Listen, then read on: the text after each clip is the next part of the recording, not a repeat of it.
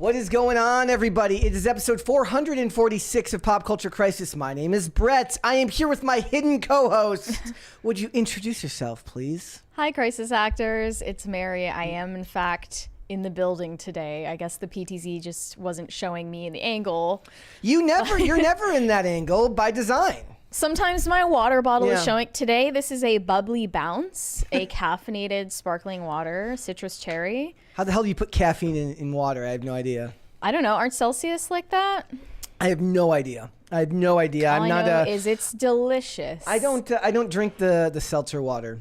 Well, more for me then. There you go. You guys also got us past 70K over the weekend. Yes. So that's exciting. Please don't unsubscribe in the hundreds to get us back to 69 for memes. That would not be good. That's not good. That's Please not good. don't. I like 70. 70 is a good number. We should just start buying subscribers.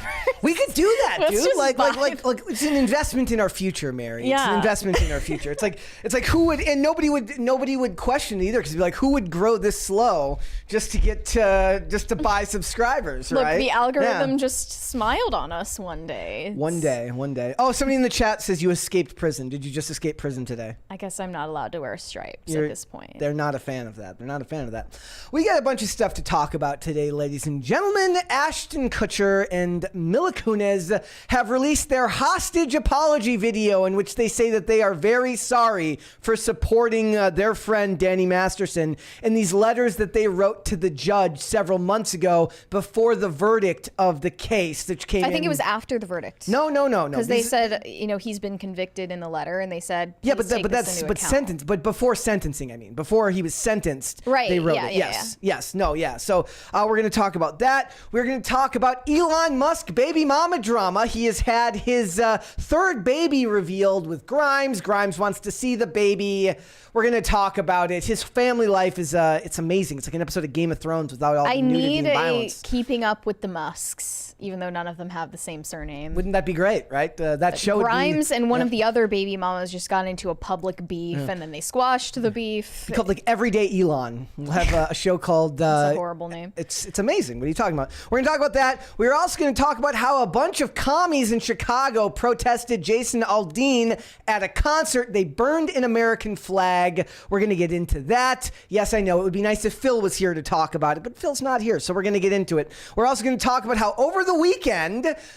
they came for her, ladies and gentlemen. The stans, the Olivia Rodrigo stans, came for our dear Mary Morgan. Yes, I was the victim of a coordinated attack by crazed stan accounts of Olivia Rodrigo over the weekend. So we'll get into so long, and thanks for all the Twitter revenue, guys.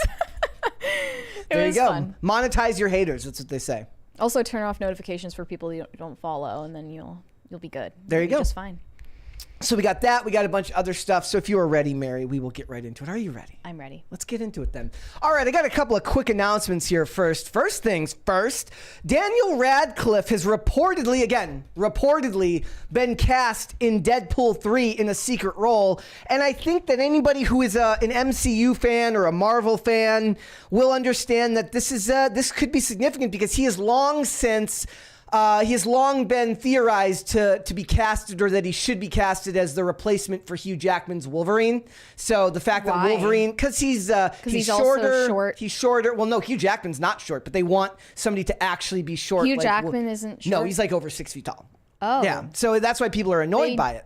Did a good job crafting the narrative that he is short. So Hugh Jackman's actually pretty tall, but they're saying that Daniel Radcliffe is in this movie supposedly in his secret role. It would be cool, because he could come in as either like a Wolverine variant, or if it's multiverse, he could be a Wolverine from another universe. That'd be kind of cool. That'd be interesting. We'd be able to see. It also could be how they reboot it and then start using him in future films.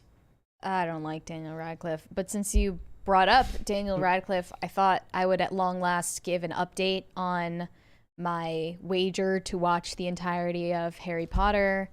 I finally got it done over the weekend, and meh. I didn't care for it. I just didn't care for it. I literally don't know what else to say. I haven't read the books. Maybe that has something to do with it, but I just don't get it. It's also I completely don't. plausible that like it would be really weird if it took you that long to finish something and you were like, and I loved it. Yeah, like no. that's I not. didn't. That was never gonna I happen. dreaded every second.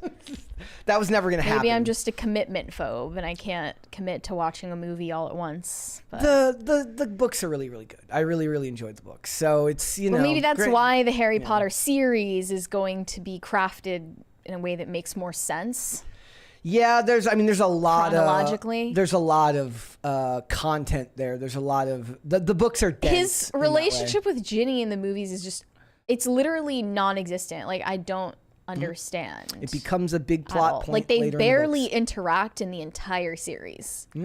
And then it's just like, poof, they're a thing now. and married. Yeah, But also she's like staring at that last scene, apparently that's like infamously disliked by Harry Potter fans. which one? The last scene where they're all older and have kids. Yeah. Oh, why is that? It seems very unnecessary. But then Well, the there last is scene of Ginny before that is her just staring into the distance because her brother just died. hate it when that happens. And Harry just walks by like, ooh, that's awkward. But that's not a four. What is that? Is that, it's not called an epilogue? Like that epilogue is part of the books. The epilogue where they're older? Yeah. Okay. Yeah. So, yeah. More proof that J.K. Rowling was not getting the book ghost written because she definitely added that as fan fiction of her own work. So, yep. So, guys, Daniel Radcliffe, I think he's under 5'10". I think he's 5'8" or something like that. Or something like that. So he could pull off Which the role. is Still what too tall. makes any good child actor is being smaller than other kids your age should be for your roles to get younger roles. And then you grow up and you're awkwardly shorter than the rest of Hollywood. See, I always figured actors were taller, but when Mark Pellegrino was here, he said no. A lot of actors are shorter. Well, he was very tall. When I did that stupid talent search thing as a kid, the talent agent guy was like really enthusiastic about the fact that I was smaller than most 8-year-olds, so I could play younger roles. Like that's what they're looking for. When was this? When was this talent search thing? 2007 or 8. I guess it must have been 2008. So you were 8 years old? Either 7 or 8. Yeah. Okay. Yeah. I was in college. Yeah. So I don't even know how this came into like my parents' awareness, but it was just like one of those local things where they have a bunch of kids line up and they do auditions with commercial scripts. Did your mom want you to do it or your dad? I wanted to do it. Oh, you wanted to do it. You wanted to be a star at a young age. Because I liked Hannah Montana and I wanted to be like ruined by Hannah Hollywood? Montana. Well, I didn't know that at the time. You were like, I didn't know the dark You're side like, at the Bohemian time. Grove, But let's go. They wanted to follow up. They wanted to do like callback auditions, and my mom was like, click. That was very smart of her. Yeah. To do that. They were like, what is your stance on adrenochrome? Don't tell me that the guy ghosted us. That's worse. Like, oh, she said that you guys didn't get a call back. basically that they fell out of touch, you know, like, I don't know. So she was protecting herself. It was like, oh, I'm not at fault for like the reason you never got followed up. Your mom didn't want to be the bad guy in that situation. Well, you know. But she's the good guy in that situation. She ended up saving you from probably a lifetime of having your blood drained so that you could provide youth to a bunch of creepy old people. Or a couple cereal commercials, you know. That or either one.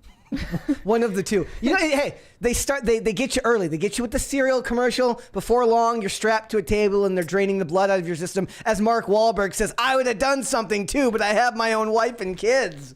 No, nobody remembers that story when we were talking about that? It's QAnon ties. Yeah, QAnon.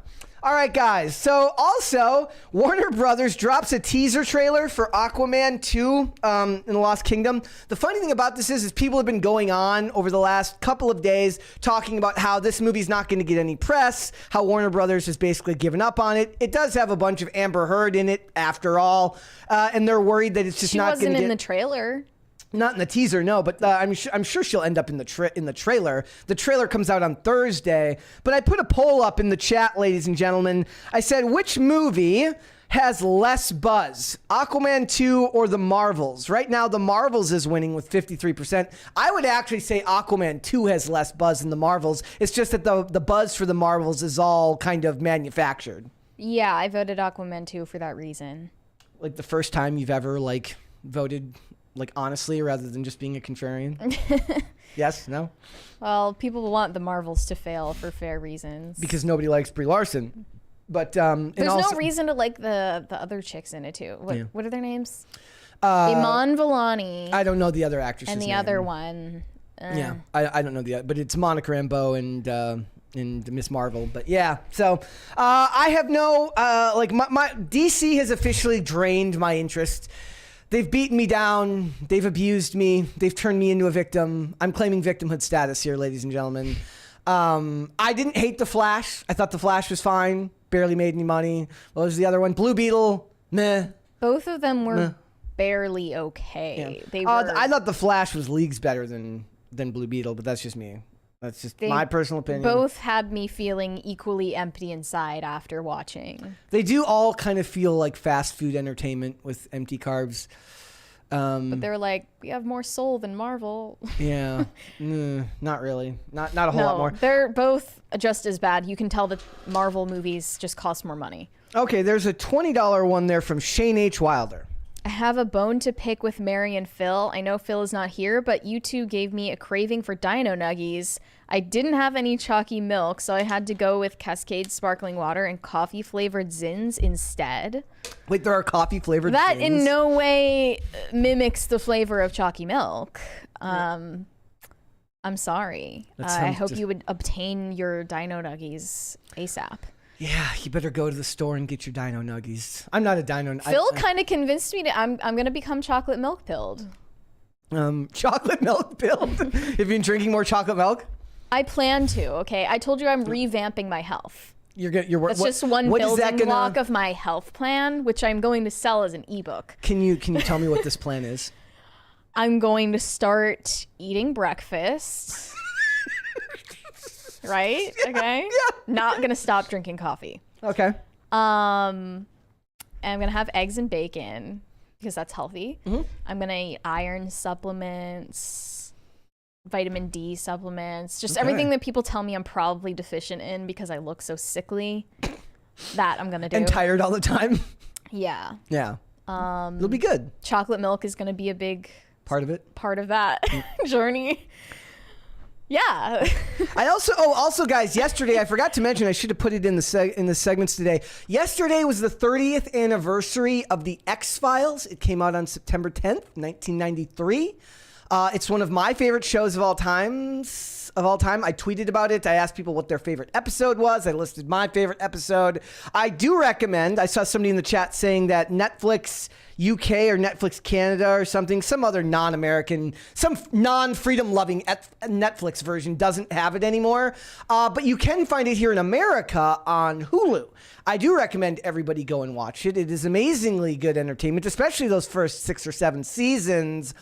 And I actually believe that the first movie was very, very good. And the reason I say that is because I loved that first movie and I had never seen the show when I saw the first movie because X-Files was such a cultural phenomenon at the time. I went to the movie with friends, having never seen any of the episodes and still found it quite enjoyable. I recommend everybody go and watch it. It's worth your time to at least check out those seasons with David Duchovny. Plus, I just have a very big soft spot for anything old like that, like anything from that time period, just because the world was so different when entertainment was being made back then. I started this show called Primeval, which was like a 2007 BBC show about like cryptid dinosaurs and stuff like that. Like a documentary? No. It's a sci-fi series, and it's actually it's okay so far. I'm like 3 episodes in, but it reminded me a lot of Torchwood. The thing about those old BBC shows is like most of them, they're not like when you get them on these channels now, they're not like they haven't been remastered. So they're not in high def. So it's all kind of blurry and out of focus. And on top of that, everything filmed in the UK back then is all just drab and dark because of the weather. Yeah. And I love it. It's a vibe. So everyone should go watch those shows. I like, speaking of the UK, like sensationalist documentaries that were made in the 2000s in the UK. Like what? I don't know. Or like about what? Like about, I don't know, the obesity crisis, or like just random things like that. I don't know. Do you like watching anything? The way that they're narrated is funny to me. Do you like watching anything that isn't depressing? I was watching Jersey Shore over the weekend. That's not depressing. That's good. Yeah. That's I good. also learned that apparently Jersey Shore was released in the same year as Real Housewives of New Jersey and Jerseylicious. I've never even heard of Jersey It was just a big year for Jersey. Yeah. I've never even heard of Jerseylicious. I don't know what that is. Also, apparently one of the, I forget which one of them from the cast of Jersey Shore is not even Italian. She's Chilean and was adopted by an Italian family and just became a Guidette. It's a lifestyle. Do you think that Guidos need to make a comeback? Yes, I do. Absolutely. I feel like it's time. It's time. Like I've never owned an Affliction shirt, but I will go buy one if I have to. What about the tribal tattoos? I will get a tribal tattoo and I will get an Affliction shirt and some True Religion jeans and a nipple piercing. and I will get a spray tan and wear chapstick. And we will GTL, my friends. We will gym tan laundry all day. All day. I will. I got it. All right. She identifies as Italian, says JJW in the chat. She probably does this when she talks. Yeah. Does this. Yeah. All right. All right, guys. And speaking of the bad press around Aquaman and the Marvels, Brie doesn't even look like Brie. The Marvels marketing comes under fire for making Brie Larson unrecognizable. I mean, I don't know about unrecognizable. Maybe unnecessarily severe in this photo. In the posters. In the poster, yeah. Like so. She looked perfectly like herself in the trailer. Yep. Yeah, she's she's pretty. She's plenty pretty. So. It says Brie doesn't even look like Brie. They're not va-va-voom. No, they're not giving. No, they're not. They're not. It's like they're intentionally not giving, and I feel like. Oh, that's another thing that I like about British television. Okay, so we always joke about how we make movie characters ugly now. Yeah. See, British television got it right. They didn't make them ugly. They made them.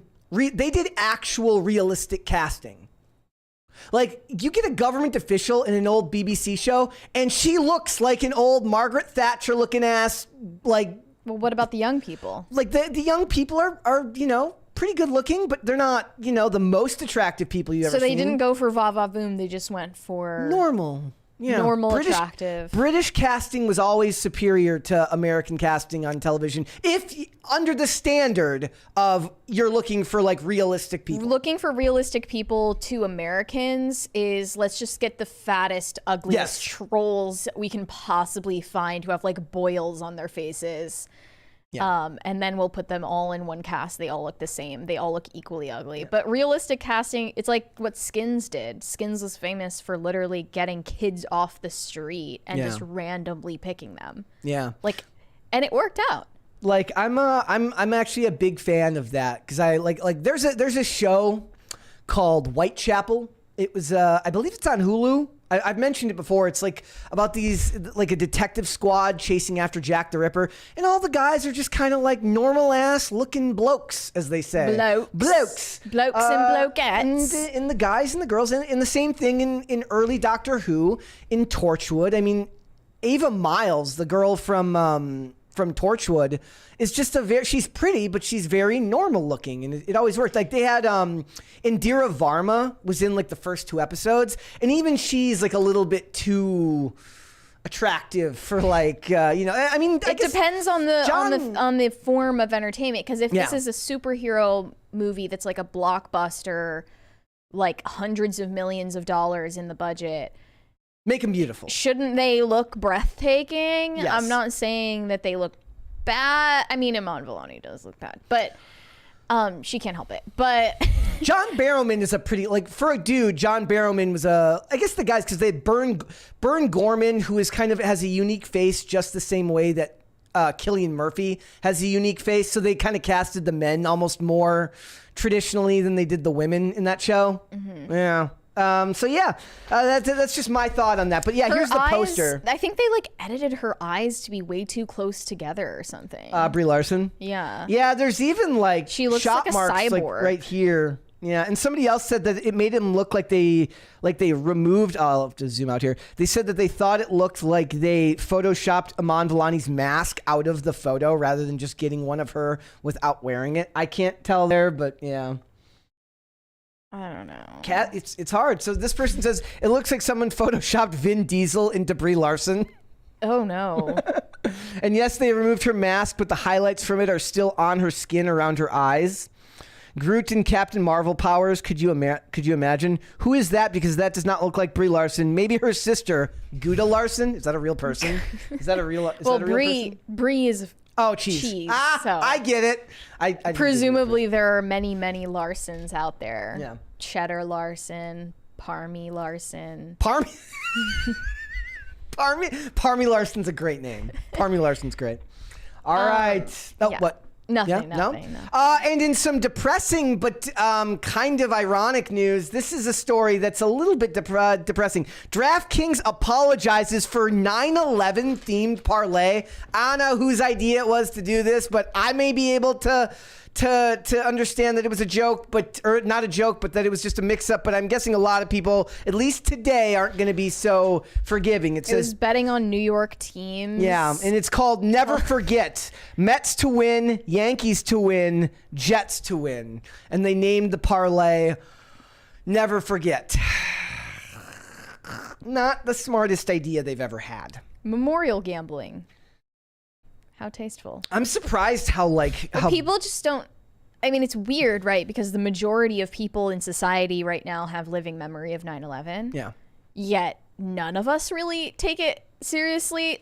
I mean, most of my timeline today was people taking it pretty seriously. I didn't see any of that. You're young. I think that's a generational gap. You know what? You're right. It's a generational gap. I think that's what defines the difference between millennials and Gen Z is those who remember 9/11 and those who don't. Yeah. Pretty much, because my older brother still, he was born in 97. He has no memory of 9/11 at all. Yeah, see, I was in 9th grade. So I was in homeroom when the news broke. So I was very, very aware of what Some people said they were just excited that they didn't have to stay at school. Okay, all right then. It's but I feel like it's the parents' place to explain what's going on, not the teachers. That's why us and Libby, we were kind of aghast at how they rolled in the TVs. And it's just immediately with the fear porn. I think my that's class what had it was a TV. about. I think my class had a TV in the room already, so they were just able to turn it on. It was on the wall. I just don't. I see it as propaganda. Showing it. Yeah. The schools. I mean, it was a moment in history. I mean, you would show it. You would show that the same way they would show a shuttle crashing or a shuttle launching and succeeding. I don't know. It's a very big moment in American history, so it's going to be shown.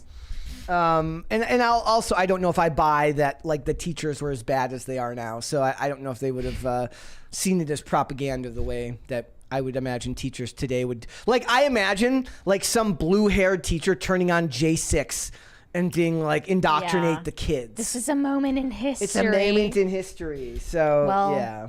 It's 9/11 today. Just thought we'd mention. It got a lot of pushback, and if the goal was to get some type of it's Libby's birthday. Happy birthday, Libby. Happy birthday, Libby Emmons. Totally unrelated. Exactly.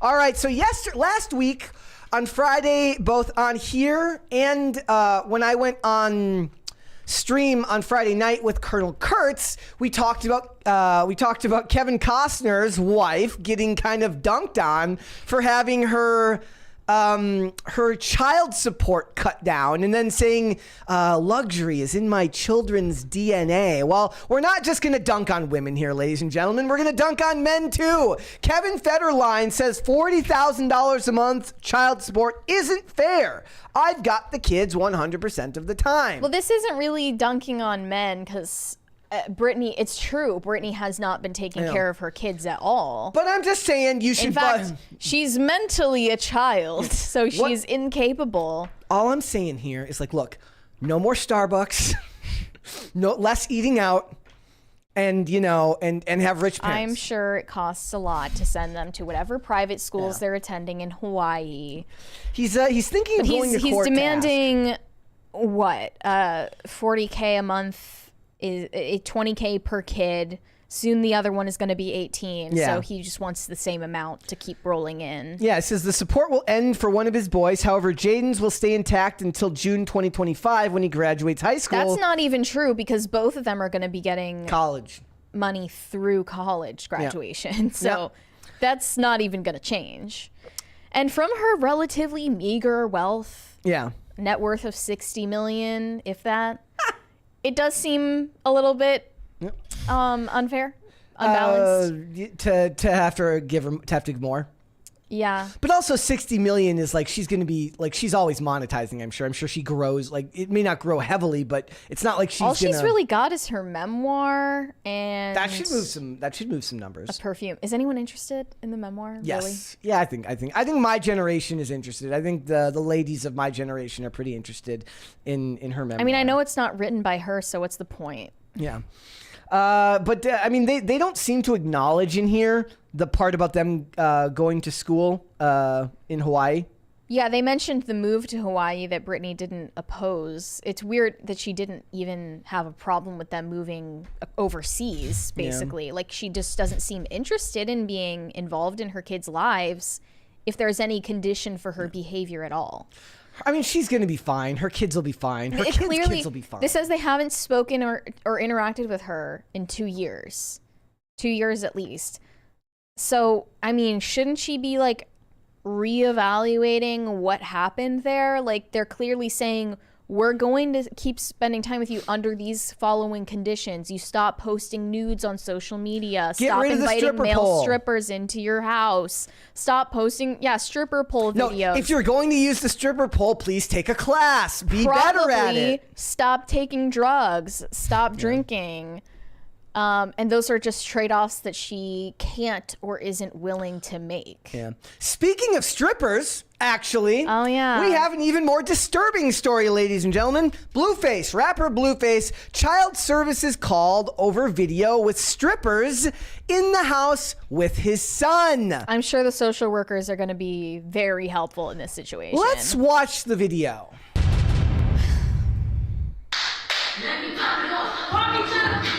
Casual day. Casual day with Jay Nasty.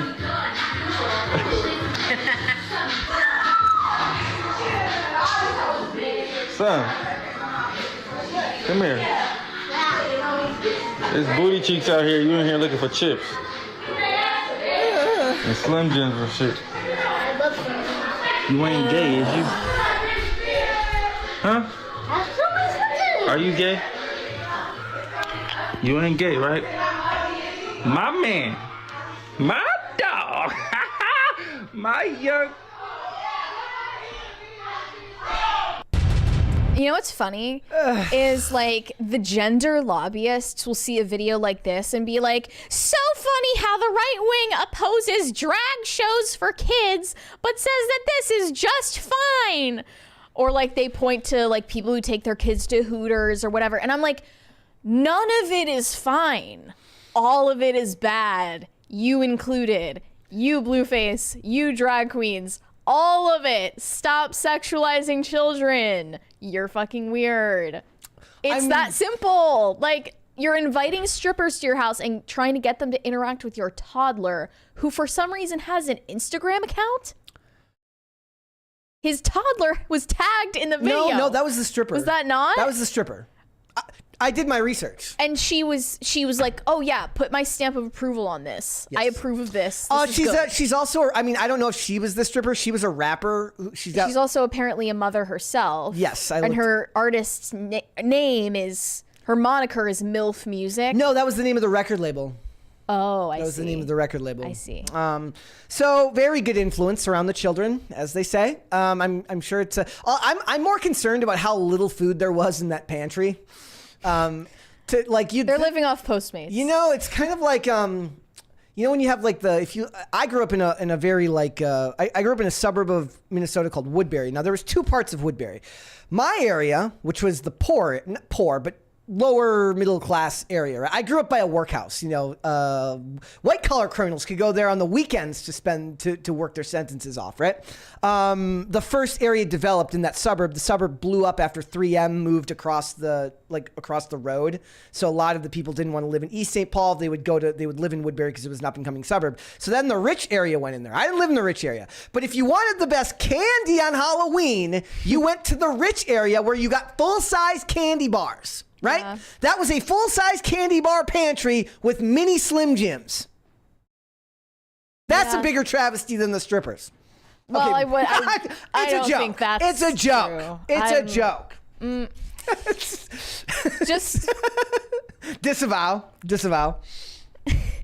I'm just saying that, you know, like the pantry was kind of empty looking. so the police have been called on Blueface For the 150th time. 9 times since May this year. You'd think they'd have taken him by now and like done like a full scale evaluation. Not that I'm Everyone in that video is a predator.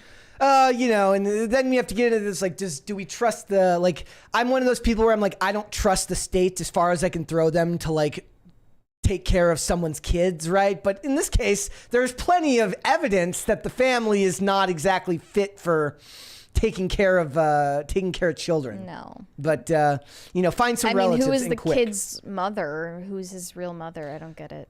So it's it's bad. And it says we're told Blueface still has his son, and it sounds like DCFS investigation hasn't moved forward. Shocking. It's moving slowly because it's a government bureaucratic nightmare because the government sucks. Well, also, I'm sure because he's rich, they don't care as much what's really going on. Yeah, it's They see a nice house and they kind of write off the concerns. There's also other stuff that they're saying, like there have been other calls there for like loud noise, you know, like TV too loud, dogs barking, stuff like that, or music too loud, dogs barking, stuff like that. Everything I hear about Blueface is bad. Yeah. Oh, I've never heard all the news about Blueface is bad news. It's him and his girlfriend beating each other up. Yeah. And him telling his girlfriend who's pregnant that he wishes that they didn't have a kid together and that like he hates her and making her cry. And the most recent one being that they were cousins, which turned out to not be true, I guess, or something. Okay, I would hope not. Let me hold on. I would certainly hope not. Blueface cousins. Blueface's mom clarifies cousins remark. Hold on. I want to know, you said Blueface and Krishan are cousins. Is that true? Because it's got Scott, the you can internet cut. in a frenzy right now. Well, I mean, I did some research with my family and some, you know, her mom is a Dorsey. Okay. And I got some It needs Dorseys, to a lot be an of Dorseys. immediate I'm no. from Warren, Ohio, but I did some research and it looks like, turns out that maybe we're not cousins. Oh, but we should definitely probably do like a DNA. Just Yeah, to they're not find out. cousins, they're Just siblings. to double check. Do you think that Blueface will be a good father to the baby? I know he wasn't there in the delivery room. I know a lot of people want to know that. I mean, this is his brother, Dre. I absolutely think that he would. He's a great dad already. Yeah, so he's definitely gonna be a great dad. One thing you cannot take from my kids is that they're great parents. I think this is really, really hurting him not to be able to be there for the baby right now. As if that wasn't and it's kind of- 100% his choice. Yeah, he definitely wanted to. This- I think it's real people were selfish also, of her to the way she's going about it. But you know criticizing how us Drake women, we because get he was emotional laughing and, at you the know, we're idea going that through a all father that. would know what weight their infant is at birth. Yeah. When that's just something that like most parents memorize. I'm not saying it's like that's like- what everything hinges upon and how good of a parent you are, but Well, how he do was you like feel laughing about- at the idea that you would care about like information about your child. How do you feel about? Do you remember when all this stuff was coming out? When Akon said it wasn't a father's duty to play baseball with his son or something like that. Yeah, He's like, this he's like, is how Bluefaces and Akons and Drakes are made. yeah, Sadly enough, because the dad or the mom Yeah. not there to actually the cycle engage. continues, and it won't end unless you choose to end it with yourself. You know, being a good parent. It is true, however, that TMZ cameramen get the best job in the entire world, where they get to just go They shove get a to camera. just berate people about their personal lives. Like They're like, so you please did this horrible thing. How do you feel about that? Give me the opportunity. I want to be behind the camera. You have a deeper voice even than that 5-year-old sounding person on the camera there. Did you hear that person? Listen to that. Yeah, she sounded a little weird. I want to know, you said... It sounds like a child. I want to know. That's Blueface's kid right there. Actually, he's got the camera all the way up here. He's like holding it like this. Like that's what it is. All right, guys. Before we move on, though, would you hit the like button on this video? Would you subscribe to this channel if you have not done so already? Remember, all super chats, $20 and over, will interrupt the discussion. We will read them right then and there. We will get right back on topic. I want to thank everybody who came out for Friday's episode, 15 Crisis Points. I think it was the most super chats we've ever gotten in a single episode, ever. Wait, when? On Friday. Oh, the number of super Yeah, chats. the number of super is the most we'd ever got. It was like 200 and something. It was crazy. You guys are holding us hostage. And That's why. It was a lot of fun. We even Shane had to go to the bathroom. None of us acquiesced. We made it through the whole thing. What would you like to see, Mary? Cute or cringe of the day? Cute first. Cute first? Cringe. All right, we will do that. So first things first, this is from Eddie Armand on Twitter. Says, was catching up on Pop Culture Crisis when I realized I wasn't tagging right. Brett Dasovic, please don't overlook my amazing PCC pets, especially because BMO is a huge fan of the show. Well, thank you, BMO. He's pissed at me because I tricked him with a belly rub in order to cut off a wad of poop. He said it, not me. That was matted to his butt hair. That was very gross. Thank you for sharing. Cats aren't always the cleanliest. Here's, is it Dolly? Dally. Ever so vigilantly supporting me when I move my bowels. It's very gross. We're not reading anymore. It's so weird how cats want to watch you. Dogs too. Why? Yeah, no idea. That's that's a cool photo though. Oh, that's cute. All right. So thank you, Eddie. And let's do one more here. Okay, from Olivia Claire. She says, submitting Chloe again for cute of the day because she's too precious. Don't be fooled. She's actually really sassy. This is true. Oh. Cute. That looks kind of pensive. That's a potato right there. Yep. Cute. Adorable. Okay. All right, let us move on. We got a couple of cringes here today. First things first, I found this one over the weekend. Dr. Jebra Fauché is my favorite account now. It's not a real person. It's my favorite Twitter. It's better than Clown World. It really is. Here we go. Wait, what? I'm not, it's got copyrighted music. But if you want to use a straw with your mask. Oh, incredible. That could be used for nefarious purposes. Yes, it could. Very nefarious purposes. Gross. Here we go. We got one more. Mary found this one. Okay, here we go. We'll do this one full screen. Okay, don't mind the laundry on my bed, okay? I have to fold it. I have things to do. But there's this shirt, and it's like this, and I could like... Can they hear it? Yelling in my driveway.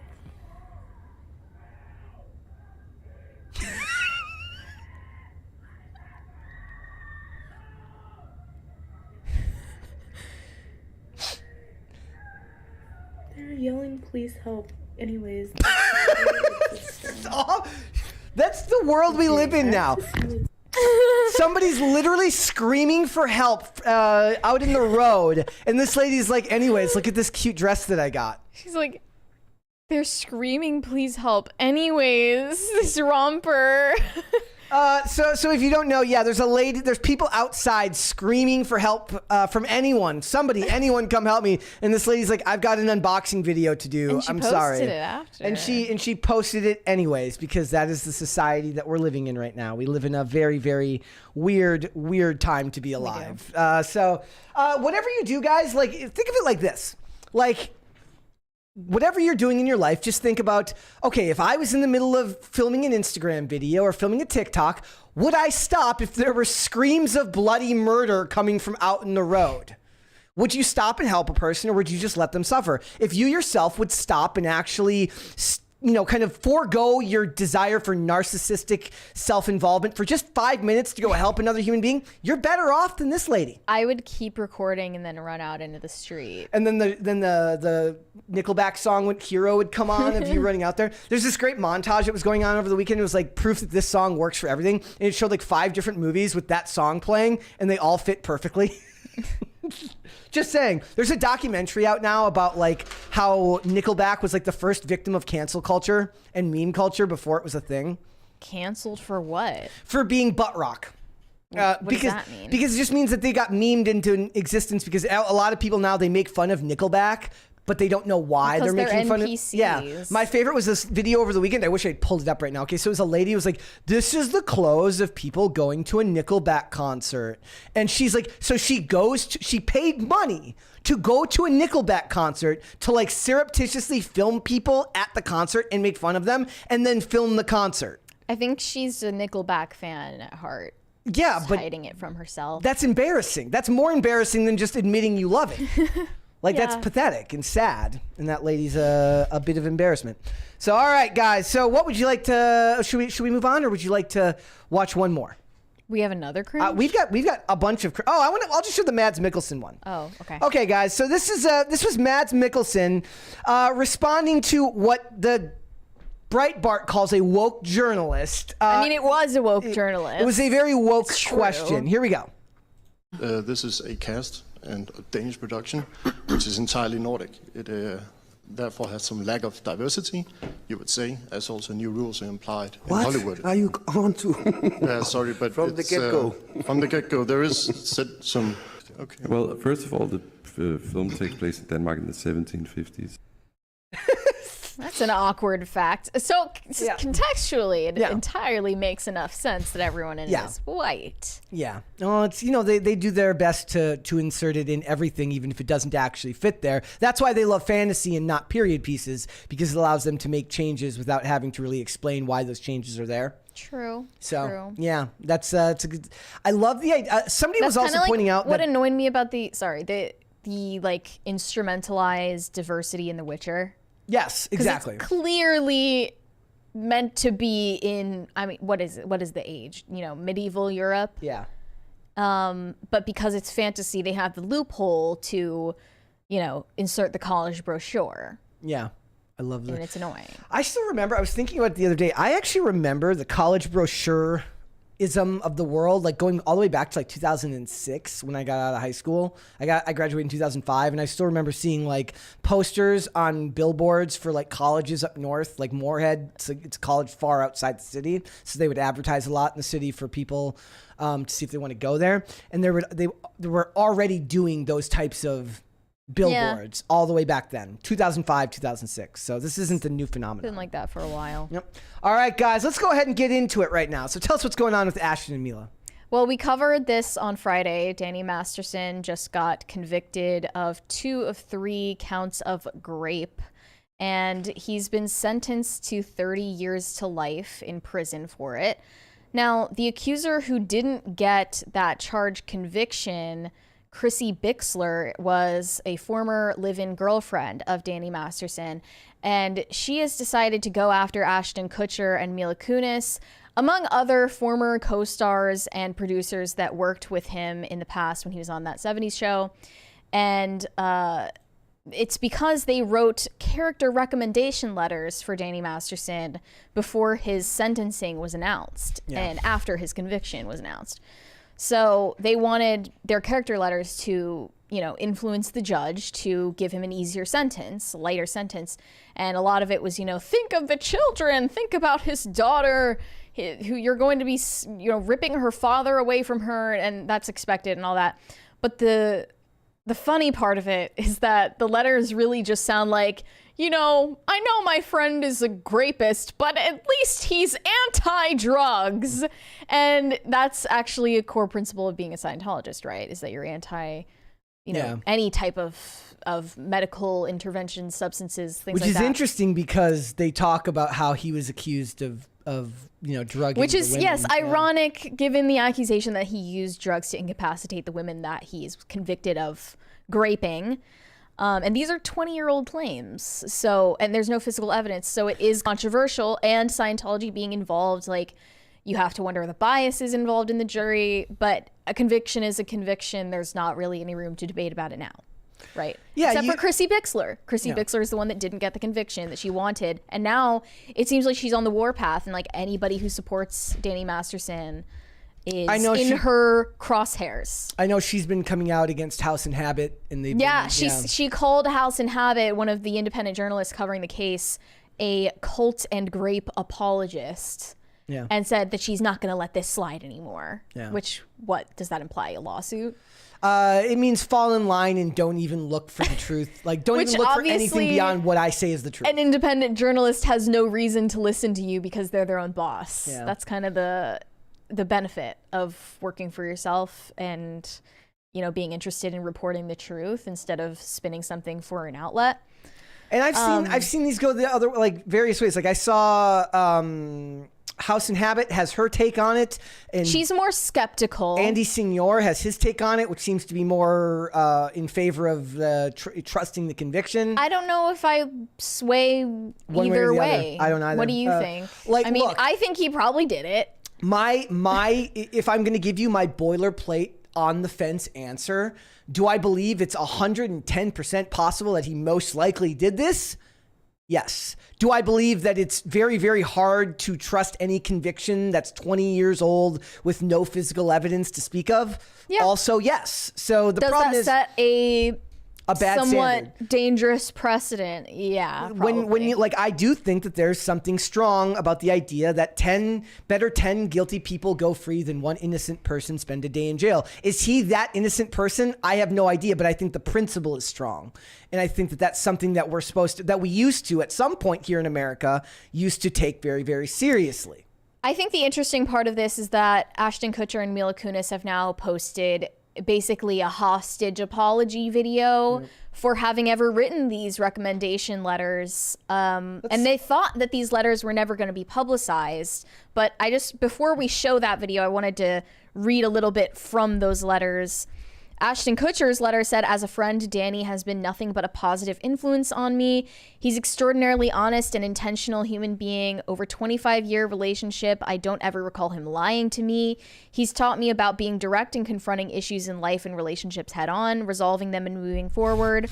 Danny is a person that is consistently there for you when you need him. He's a role model."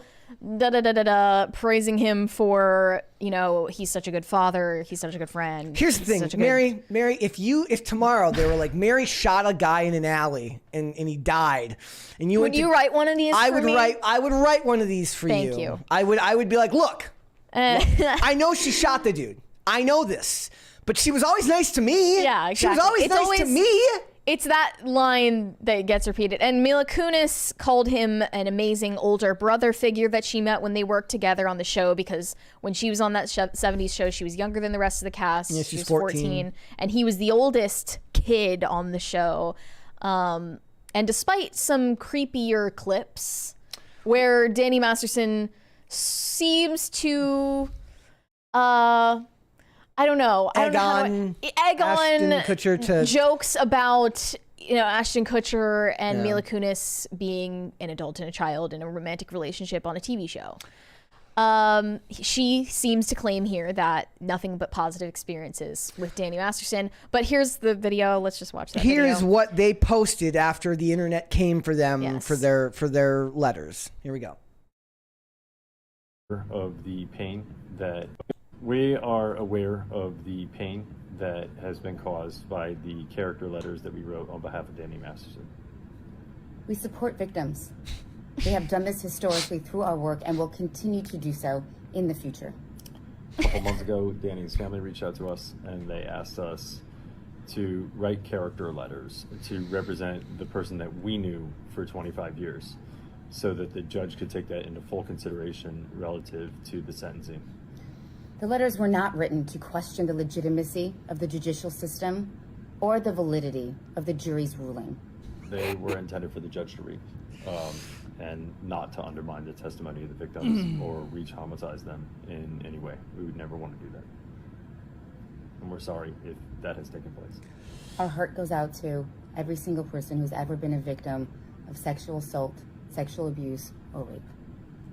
There's someone standing behind the camera with index cards for Mila. She's really struggling here. She's not a good actress. With the emotions, conveying the emotions of grief and remorse. He's very clearly the more gifted performer. Yeah. He's very clearly the more gifted performer, But this is very snaky language that they're using, because they say, we support victims, but you won't just come out and say one way or the other, we support Danny Masterson's alleged victims. You won't say that, but you also won't just stand for your convictions and say, we're being loyal to Danny Masterson based on our personal experiences with him. We believe that he's innocent because he's our friend, and just come right out and say that you have a bias toward him. one way or the other. Don't pussyfoot around. Who is it? But House and Habit was praising them at first before they put this apology video out, saying like, you know, even if Danny Masterson is guilty, but according to their personal experiences with them, they feel strongly that he's not guilty of those crimes, then that shows they have some moral fiber in them, that they would go against the grain and do what's not popular in the post-Me Too era by defending him. But then they just threw all that out of the window, and now no one supports them. It's also funny, it's interesting that they're the ones getting dragged when there was far more people writing letters than just them. Right, exactly. We've got not just them, we've other got Hollywood actors. Deborah Jo Rupp from That 70s Show. We've got Kurtwood Smith from That 70s Show, the mom and the dad, Giovanni Ribisi, William Baldwin, Jordan Masterson, so his brother. There are all of his siblings who are also somewhat high-profile actors who face scrutiny for this as well. There's a $20 one there from Francisco Sanchez Jr. Thank you, Francisco. America, a nation where you can get 5 years in North Dakota for running over an 18-year-old Trump supporter. Also the same nation where you get 30 years to life with virtually no physical evidence. Yeah, that guy got I didn't know about that 5. other The guy case. got the guy who so on the same day that they convicted Enrico Tarrio for 22 years for seditious activity, the guy who ran over the 18-year-old Trump supporter got 5 years in prison. Wow.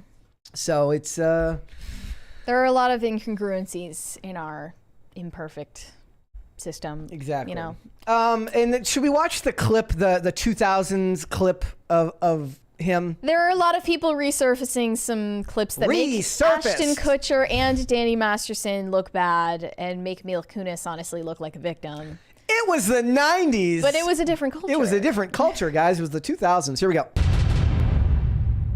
Hilary Duff is in Lizzie McGuire. She also has an album out. She's going to be in a movie called Cheaper by the Dozen. And she's one of the girls that we're all waiting for to turn 18, along with the Olsen twins. Any 15-year-old. Ended up getting the job, and I didn't know. Yeah, and she was as hot as she was, you know, come on, this one. 14, she was even hotter. But I'm not allowed to say that. She was 14 when we started the show. I was like 19, right? Right. And they're like, okay, you guys are going to be making out in this scene. And I'm like thinking, like, wait, this is like slightly illegal, that's right? probably your first kiss ever, right? It was my first kiss. Why don't you tell them a bet you made with Danny about our first kiss? No, it wasn't the first kiss. No, This was like go a ahead. second or third kiss. It was the first. It was like the first week. No, it was not the first week. Whatever. Let me tell you what happened. No, let me tell you what happened. No. Okay, so I've never kissed a guy. So I was so. I mean, you know, Ash was attractive, and I was a 14-year-old little girl, and I was extremely scared for my life. Sure. And he was very nice about it. He was like, "Oh, don't worry." So I was like, "Okay." Then Danny goes and goes, "Dude, I'll give you $10 if you French kiss her." What would you stick your tongue in my mouth or some? What? No, no. For $10. You're making it sound like it was like really. Okay, Dan, we had a little side bet going. Like, which was? It wasn't very as to whether or not, you're kissing on the show with boyfriend and girlfriend. Yeah. You would use tongue, right, Rosie? I mean, you would. From That 70s Show, and you're watching In the Crease TV. Hi, I'm Ashton Kutcher, and I'm from That 70s Show TV. No, That 70s Show too. Yes. And the reason I'm doing this is not because I think In the Crease is good, but because Josh told me Mila would sit on my lap and was like, and it feels good. They ended up married, but not till years later, because he was married to Demi Moore.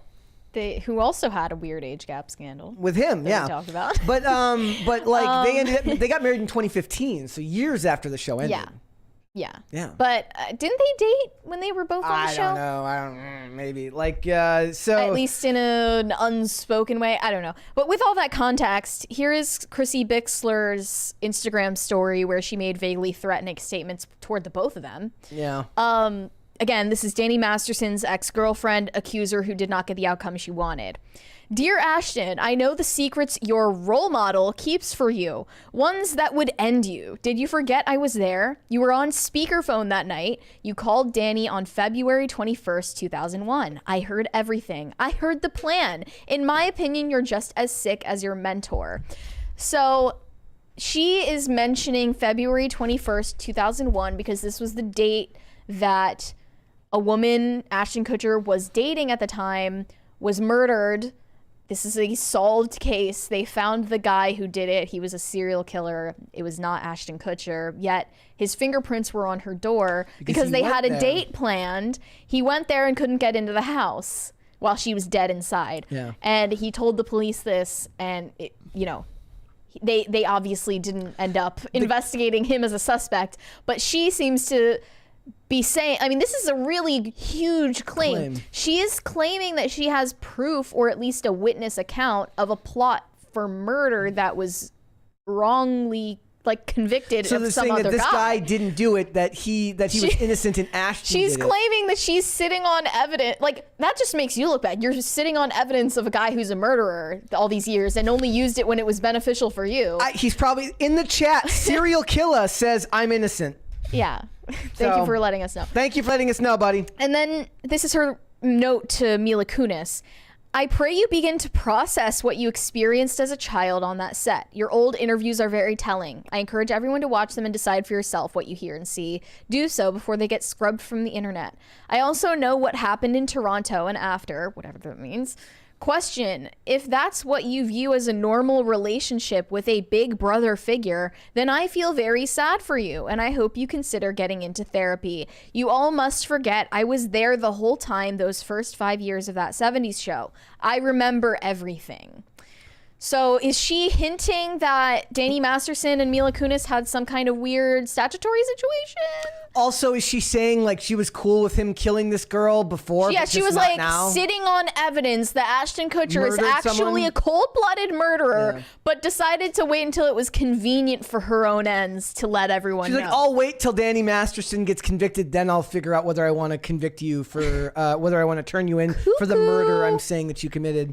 So House and Habit has been posting about this, and she's just saying this is a really huge, weighty claim, and she's throwing it out there like it's just TMZ gossip. Also, Christina Ricci posted some shade at Ashton Kutcher and Mila Kunis for their recommendation letters for Danny Masterson. I also didn't see what does Donna think of this? The actress who plays. I saw somebody. Did somebody in the chat? Yeah, somebody in the chat just mentioned it. Is she not in the list? She wasn't in the list. Well, also Topher Grace on that, who was from that. Who didn't get along with Danny Masterson? Didn't get along with Danny Masterson and did not write a letter. He's getting praised now for kind of just minding his own business, which is nice. Christina Ricci said, so sometimes people we have loved and admired do horrible things. They might not do these things to us, and we only know who they were to us, but that doesn't mean they didn't do the horrible things, and to discredit the abused is a crime. People we know as awesome guys can be predators and abusers. It's tough to accept, but we have to. If we say we support victims, women, children, men, boys, then we must be able to take this stance. Unfortunately, I've known lots of awesome guys who were lovely to me who have been proven to be abusers privately. I've also had personal experience with this. Believe victims. It's not easy to come forward. It's not easy to get a conviction. Serial Killer says, how about Red? Red, my friend, is in that list. Kurtwood Smith is in the list of people who wrote a letter on his behalf. Yeah. Lots of people. Yeah, it's, I think Laura Prepon or Prepon or whatever her name, the lady who played Donna, is kind of a social justice activist. I could be misremembering Can't that, be seen having loyalty to a friend, straight white man accused of rape. I could be misremembering that. But yeah, also guys, somebody pointed out, they said, somebody posted, it says, I know their PR team told them to sit in front of an innocuous normal person looking wall, but unfortunately for them, I have also watched their architectural digest house tour and know exactly where this was filmed. Here's a photo of it. This is rich. They're doing their apology video poolside, probably with pina coladas out of frame. Yeah, it's very hard. In their luxury home. It's kind of like their PR agent was like, make sure you go to that corner over there, that nondescript corner over there. It's like in the middle of COVID when they're like, when all the celebrities would post their "We're all in this together" videos and from their jacuzzis. But they're in these immaculate sunrooms with art on the walls and delivered food. Yeah, it's very hard to appear delivered everything. What if all of this services. ended up being an episode of Punk'd? That'd be cool. Oh yeah, did Punk'd? When did it get discontinued? But Ashton Kutcher hosted Punk'd, so we could. Did it get passed off to some other host? I think so. And for then a while, ended. And then ended. Yeah. It's all like, haha, you got punked, Danny. You're not actually going to jail. Celebrity cameo punked. I mean, punked was all celebrities. It was all right, but they would have a celebrity cameo as the host of it. Oh, that I don't punks know. another celebrity. Maybe. Yeah, maybe.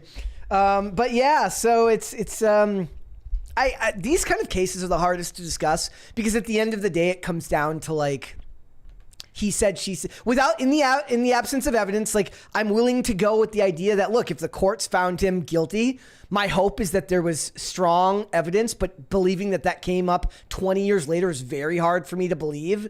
I don't know who to trust, who to believe in a case like this. I do know that Hollywood is full of scumbags on all sides. So at the end of the day, your best choice is to just not believe any of them. I just would so much more appreciate if Ashton Kutcher and Mila Kunis and all of these people would just come right out and say, like, I have a bias to support my brother, friend, colleague, etc.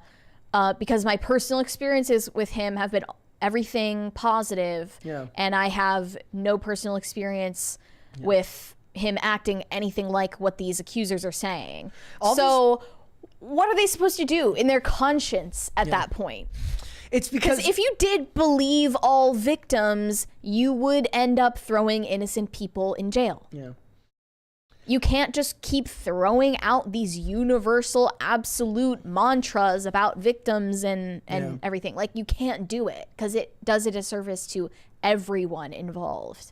And in these cases with most of these celebrities, like their image is part of their business model. So they live a very different life than, like somebody pointed out, they said that these were leaked. I said, they're not leaked documents. They were part of the public record, I believe. But they, for some reason, thought that they weren't going to come out. But But when you're a celebrity and your image is part of your business model, it puts them in a very, very tough spot. So they then have to decide what's more important to me, my friendship of 25 years or my future as a celebrity. Right, but if your friendship of 25 years wasn't that important in the first place, why did you even write the letter? No, that's what I'm saying. Absolutely, yeah. Let the consequences fall where they may for that guy. Yep.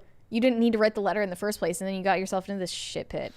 What he should have done is been like, I remember that day when Danny took the last lasagna at the fucking at the craft service table, and I'm still pissed about it to this freaking day. He got the last piece of cake, and I've never forgiven him. He's not getting a letter.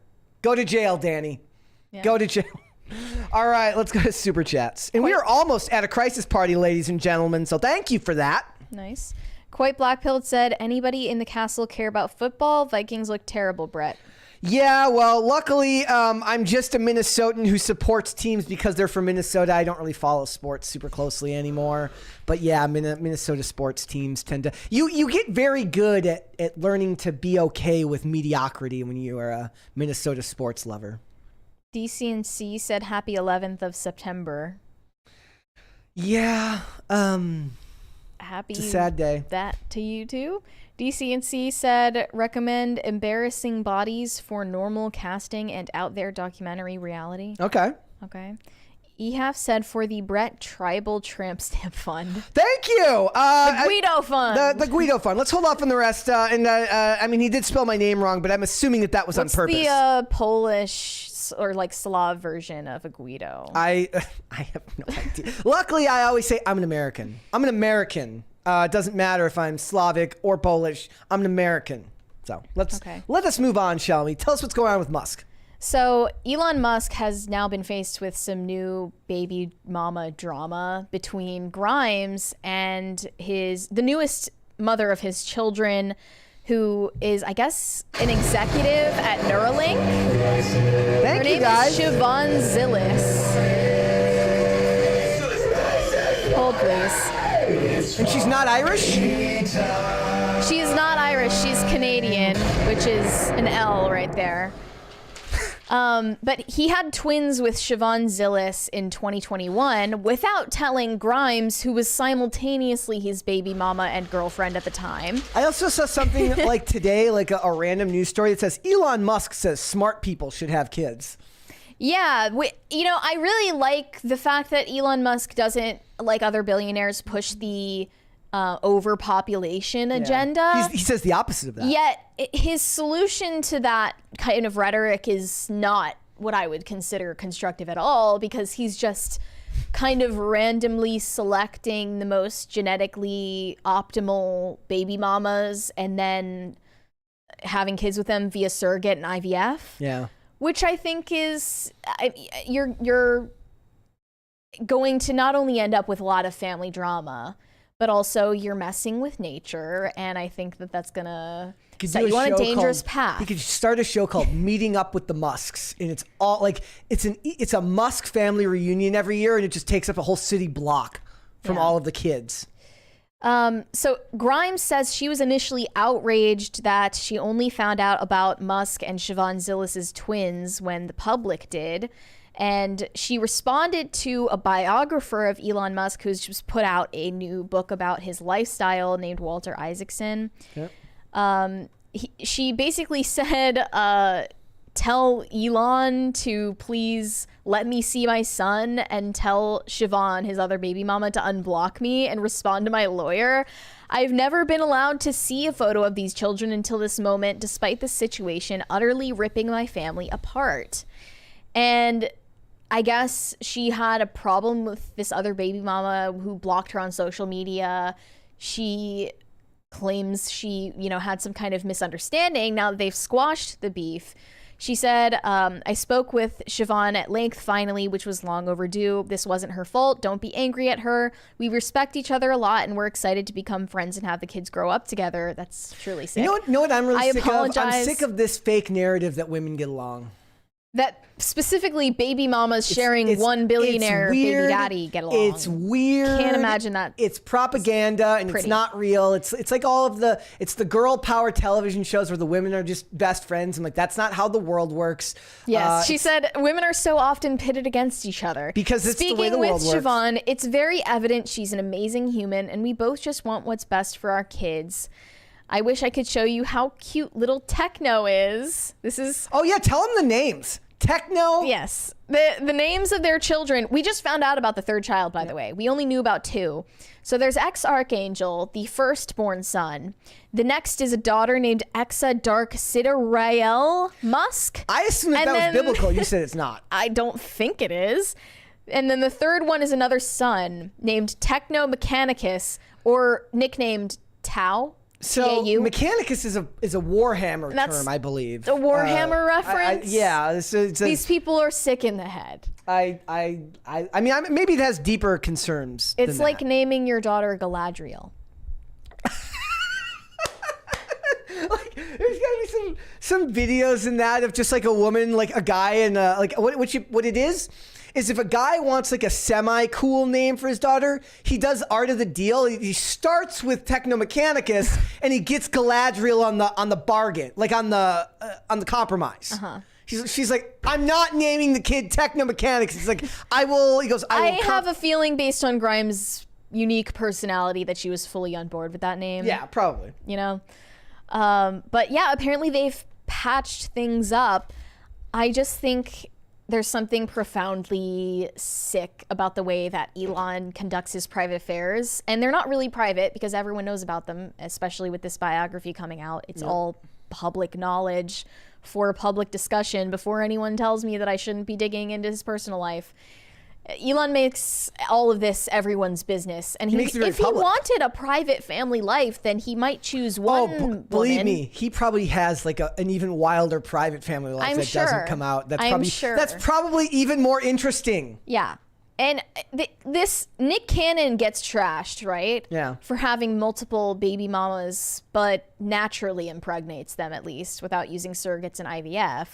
But when Elon does it, because he's rich and a technocrat and South African, it's considered cool and futuristic and quirky. Like, no, I think both of those things are deadbeat behaviors. Yeah. It's not a class thing. It's just your behavior that speaks more. $2 super chat from Hiroshima Utaru says Tau is a Warhammer 40K playable race. So the whole thing communists. was put together that way. Yeah. I just imagine being that kid when he gets older. It's gonna be awesome. Grimes claims that she wants to die on Mars before the age of 65. And that's not that long from now. And she thinks that also like us relocating to Mars, at least the elites. It's either going to be the elites that get to go to Mars or the peasants that are getting forcefully shipped to Mars. It's either one. Yeah, testing out. Yeah. Yeah. But she thinks that that's like the ultimate technocratic solution to get us to a communist utopia. She's still a believer in that. Yeah. Well, we'll talk about her. We should have her get in touch with the Revcons in the next story. What do you think of the physiognomy on this woman, Siobhan? Is there a picture? I don't. She looks relatively similar to Grimes. Do we have a picture? I don't have a picture of her. Here. Can you send me a I'm picture going to of her? send you a link where it's her and Grimes next to each other. Okay. Hold on. They look kind of like they could be related. Oh, that lady's unfortunate looking. Wait, pull it up. Because I just wonder what made Elon think like this should be my mate. I mean, Grimes just looks like discount Miley Cyrus to me. She looks nothing like Miley Cyrus. It's the eyes and the mouth look like discount Miley Cyrus. I don't know. She's got piercing blue eyes. Who am I to judge? What do I know? Like what you like, bro. I don't think that he's actually interested in any of these women. He's like super asexual. Yeah, but don't you have to have at least some interest in their physical appearance because it's going to affect how the kid looks, which will only in a very clinical way. That's what I'm saying. Yeah, in a eugenicist way. I'm no prize, but I don't know how you can involve laboratories in reproduction without it turning into a eugenicist nightmare. Oh, she's probably not Irish because it's not spelled the way Siobhan is normally spelled.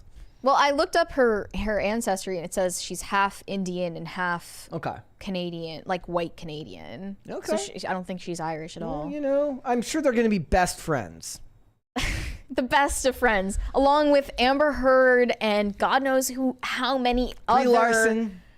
Brie Larson? Yeah. How did she get mixed up in this? Because all the women will be best friends. Girl power. Oh, I thought you meant that Brie Larson was a baby mama. No, I'm just saying they're all going to be best friends. Amber Heard is allegedly one of the baby mamas, so maybe they can all form a commune together and be the happiest of mixed families.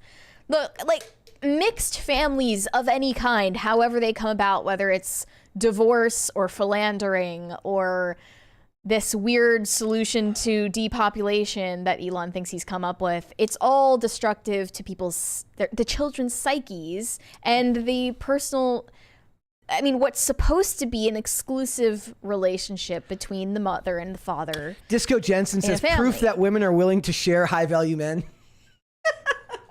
Okay. I think, well, okay, Grimes is super pro-sexual revolution, and I think that she believes this is the natural conclusion of it. Yeah. Which I don't argue with, but I'm anti the sexual revolution. Also, like, I like that we're kind of in this idea now where we've grown out of the term champagne socialists. Now we're going to get space socialists, Mars communists. Yeah. Yeah. Mars communists. Grimes is just somebody who kind of tripped into fame and should have stayed in the darkest recesses of chat forums. Oh, I like this one. Serial Killer says Elon's Angels. There you go. Angels. I like it. I just can't imagine, like, okay, what's most shocking to me about this situation is they agreed mutually, I assume, to have a third child while they're not together. Because they had this back and forth relationship where people weren't really sure if they were together anymore. They said, oh, we're semi-separated, or no, he's my boyfriend, he's the love of my life, but we're very fluid, so I don't expect other people to understand our very unique, quirky relationship. But they agree to have a third child together after she finds out about the twins, I assume.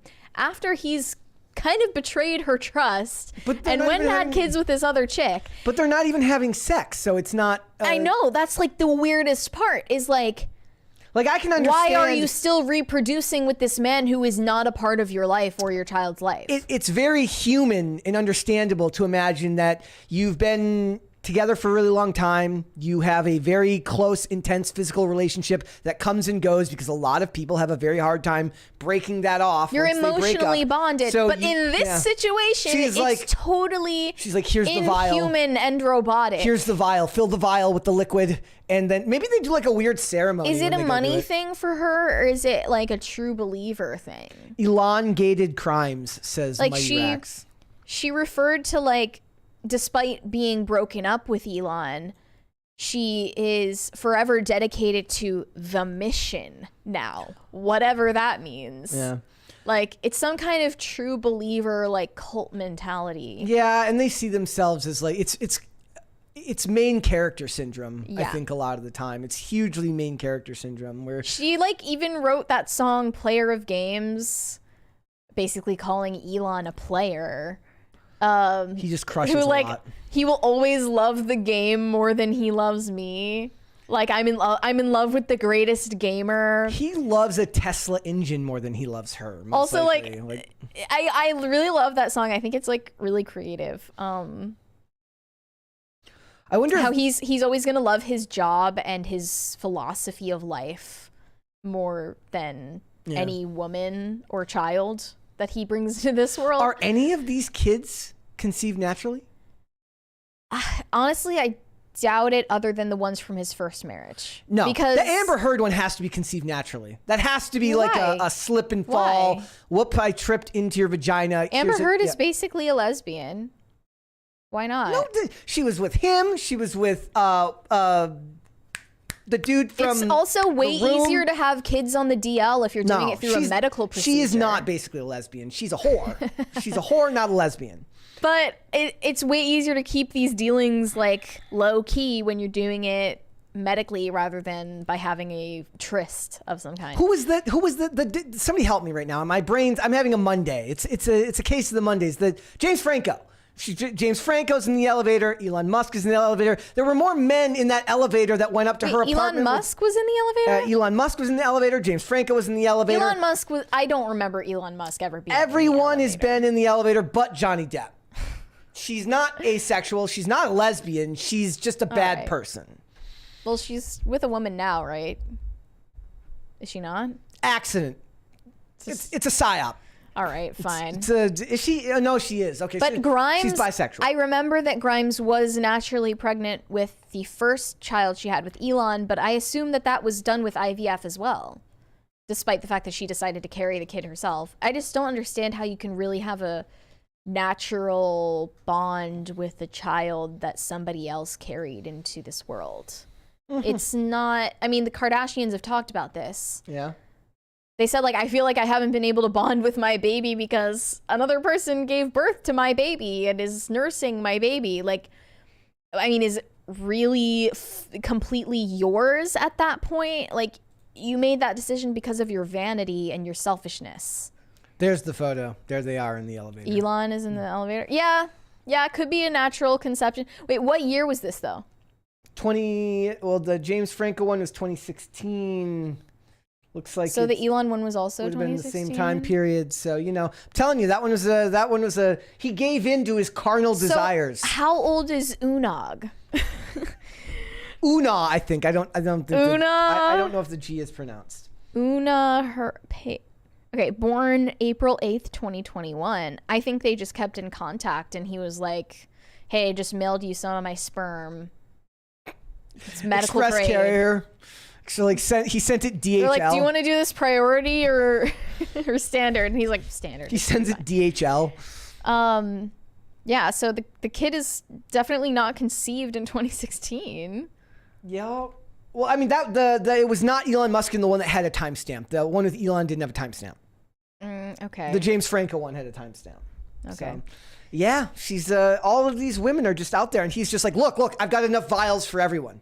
I've got enough tumblers here for everyone. I can't Science imagine can save like us. valuing your family so little, because every child deserves to be raised by their mother and father. I think it's not that he doesn't value them. I think that he just has a very, very abstract way of looking at it. Well, he has a very warped Yeah. perception of all relationships, clearly. I think that the loss of that firstborn son, I didn't learn about that until recently. The loss of his firstborn to SIDS probably really messed him up. Yeah, just the way it did I think that's why part of the reason why he's on this reproduction spree. It's what they say about the guy from Smash Mouth who passed away. Like that, his son died in 2001, and he basically started drinking himself to death after that. He never recovered. and that will break a person. So he's saying like, I'm never going to let myself feel that way again. So I have to remove the pair bond. Like he's like the stuff with him. Maybe what happened was like the stuff with Amber Heard was like, whoopsie, that I didn't mean that one. Let's do a redo. And my fundamental belief is that every child is entitled to be conceived naturally and carried naturally by their mother and cared for by their mother and father who conceived them. It's not a crazy thing to... And not murdered in the meantime between then. Yeah. It's not that radical of a view, or at least it shouldn't be. But, you know, there's my take. Most people will disagree. No, it's becoming increasingly less common in Hollywood as people start to have kind of... Someone said I'm a nihilist. Far from it. You can't be a nihilist and a Christian at the same time. You have maybe you have some pessimistic. I'm takes. cynical. You're cynical. I'm certainly cynical. Not the same thing. But a lot of women a lot of men and women in Hollywood are choosing to have these designer births that allow them to save their figure, so they don't have to. So they can have surrogates, so that they don't have to allow their body to be warped by it. And we're seeing a lot, and it's in the interests of the companies that employ women. Yes. In the upper middle class as well. In the same way that now these companies are like, oh, did your state ban abortion? We will fly you to the next state over to have an abortion so that you don't have to have maternity leave. That's compassion. Because maternity leave would cost us too much. Therefore, us, the evil corporation, are going to allow you to go kill your baby in the name of our business, in the name of late stage capitalism, as they say. Right. Yeah. So it's very weird to see how this is going on. So let's go on. We got some super chats there. Trauma Llama said Mickey D's had the Marvels on their Happy Meals. Don't underestimate the influence they have on children all over the world. Although it didn't help the Eternals when they had their own Happy Meal toys. Yeah, nobody's gonna. Well, there you go. It didn't help the Eternals, did it? JSpot51 said jet fuel still can't melt structural steel. How does one plane destroy two towers? Two planes destroy 3 towers. Do these phrases even mean anything anymore? I'm just asking questions, asks Jesse Ventura. Where's Jesse Ventura? I would have loved to have him on the show today. I heard this great story. Apparently, Hulk Hogan wrote a book back in the day. And wanted to come to Minnesota to an event in Minnesota to promote the book, and he asked Jesse Ventura's permission, and Jesse Ventura never responded. Hulk Hogan slighted him 30 years prior, and he never spoke to him again. I love it. I love the just hold the pettiness, the grudge, the pet. I love it. It's I could never do that. I'm not capable of that. But knowing that somebody is kind of gives me a warm, fuzzy feeling that he's he slighted me. Because apparently Jesse Ventura brought up unionizing to Vince McMahon, and Hulk Hogan was very much against that because he was the biggest star in the company. It would hurt him as the biggest star in the company for a union to form. And he talked shit to Vince about him and got the idea crushed before it could even happen. And he was so pissed about it that he never spoke to him again. Amazing. Damn. And he's just asking questions. Hiroshima Otaru said Iman Vellani is Tulsa Doom from Conan. Don't at me. Okay. I'd have to look it up. But Iman Vellani's only 15 or 16?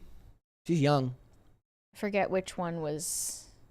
I thought she was actually 20 and... Oh, and Xochitl Gomez was 15? Yes. Is you're 17. Right. You're right.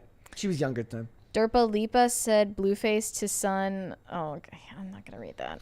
One more. Shane H. Wilder said, I feel you, Brett. I remember going to the rich part of town for the good candy at Halloween. They also had the best Christmas lights. Yep, that was a big thing too, is to go explore the wealthier areas if you wanted to go look at all the good Christmas lights. It was a good thing. I also really like big Christmas trees at the mall. Okay. Are you a big fan of Christmas? Are you do you get in the Christmas spirit? I try to force it, but it never works. I'm a sucker. That was really depressing. Sorry. When we're on the air today, Mary said, what did you're just I said, am I the most 70K, we're the big fish now. And then you're am I just not the most depressing person ever? Yeah. And I was like, you I'm know what not it is? trying to be. It's my inherent charm and optimism is a perfect. I'm kidding about the It's your charm part. resilience. Yeah, it's a perfect balance between your cynicism and my eternal somewhat optimism, and we end up somewhere closer to the middle. That's what it is. All right, guys, let's move on. So over the weekend, Jason Aldean was having a concert in Chicago, and a bunch of radical commies came out and burned an American flag in protest of his performance here. It says whoever sells Amazon Flags. like U.S. flags that are made of plastic makes a lot of money off these people. Yep. It says a communist revolutionary group burned American flags and chanted anti-U.S. slogans during a disturbing staged protest outside a Jason Aldean concert in Chicago on Saturday night. Around 20 communists belonging to Revolution Club Chicago assembled outside Credit Union 1 Amphitheater in Tinley Park, shouting the phrase "F the USA" in all its might as they torched the flags, according to a video shared by News to Share. My favorite part about this, guys, and this is just it tickled me in a funny way, was seeing TMZ with this headline. Jason Aldean protested by commies in Chicago. Well, I mean, it's totally fair journalism because they are self-described communist organization, quote unquote, dedicated to resisting oppression. The oppression of pop country singers everywhere. They're out to get you. And Revcom is like a legit party. So the guy, Bob Avakian, who is like the head of the group, who this group is like, they hold him in the highest regard. So they see him in the same way that they talk about his cult of personality, the way that Stalin and Mao were seen, and how a lot of them see Donald Trump. He's like their own version of that, except with no charisma. And it's really funny because he got arrested for burning an American flag in the 70s outside of like in a public square. There used to be enforcement against that. Yeah, and then also also burning a flag outside of the Republican National Convention in 2016. So it's really funny because like on the at least that was like actual political activity and not just like gay whining outside of a country concert that's incredibly like corporatized. But this one protester was quoted in the Chicago Tribune saying, "Guess what, Jason Aldean? We will try that in a small town. We'll try that in a big city. And we will try it right in front of your concert." Got him. Ooh. You're really scary. You're so intimidating.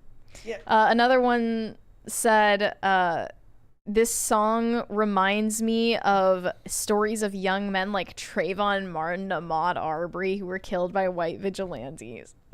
Come on. And what Andrina says, who got arrested for burning flags? So the leader of this group, his name was Bob Avakian, got arrested for burning an American flag in 1970. Well, I assume there's a new leader today. No, he's still in charge. He's still in charge. Okay. Was he there? Was he present? He was not there today, but Let's there was show the there was signs all over that saying like watch his interviews. Watch Bob Avakian. Yeah. Well, let's watch the video of them chanting and stuff. Okay, here we go.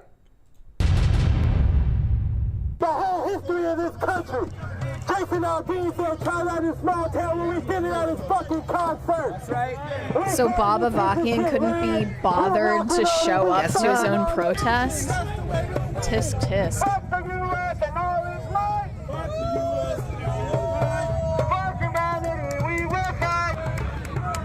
Did they say fuck humanity? Oh, they expect to be taken seriously. Tinley Park Police Department. I am declaring this to be an unlawful assembly which has alarmed and disturbed others. You are disturbing the public peace without the authority of law. Continuing to participate in this assembly will result in your arrest and prosecution for violations of the criminal code.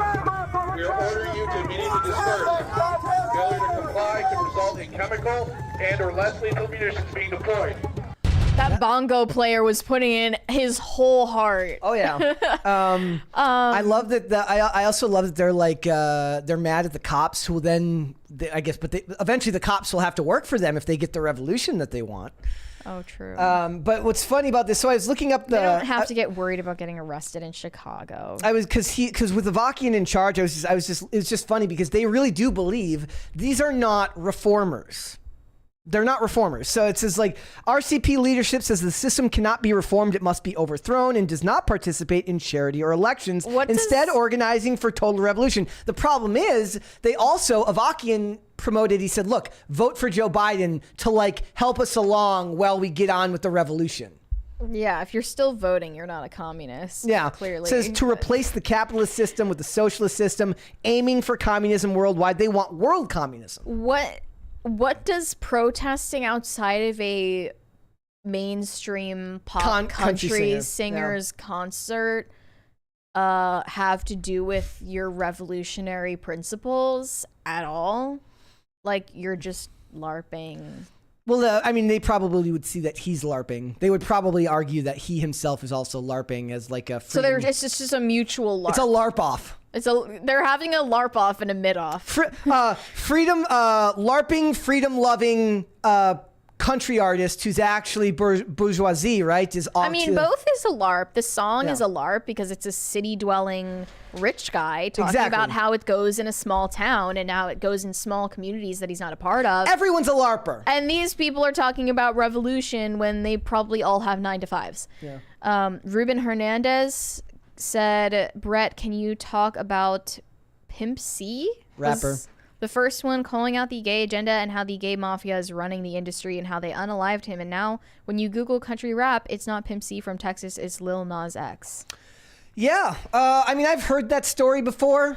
I've never looked too deeply into it, but it would be something interesting to at least look at and talk about. But yeah, Pimp C was a big deal back in the day. My brother loved him. A lot of those artists from that time period. But yeah, so they talk about how Bob Avakian has like his own cult of personality around these people. He's like the least interesting looking person I've ever seen in my entire life. Can't imagine he is that interesting. But the communist reformers are everywhere, and I just can't imagine it's such a LARP, given that they're also talking about. But they do say if you go to the website, I had it here. They basically talk about how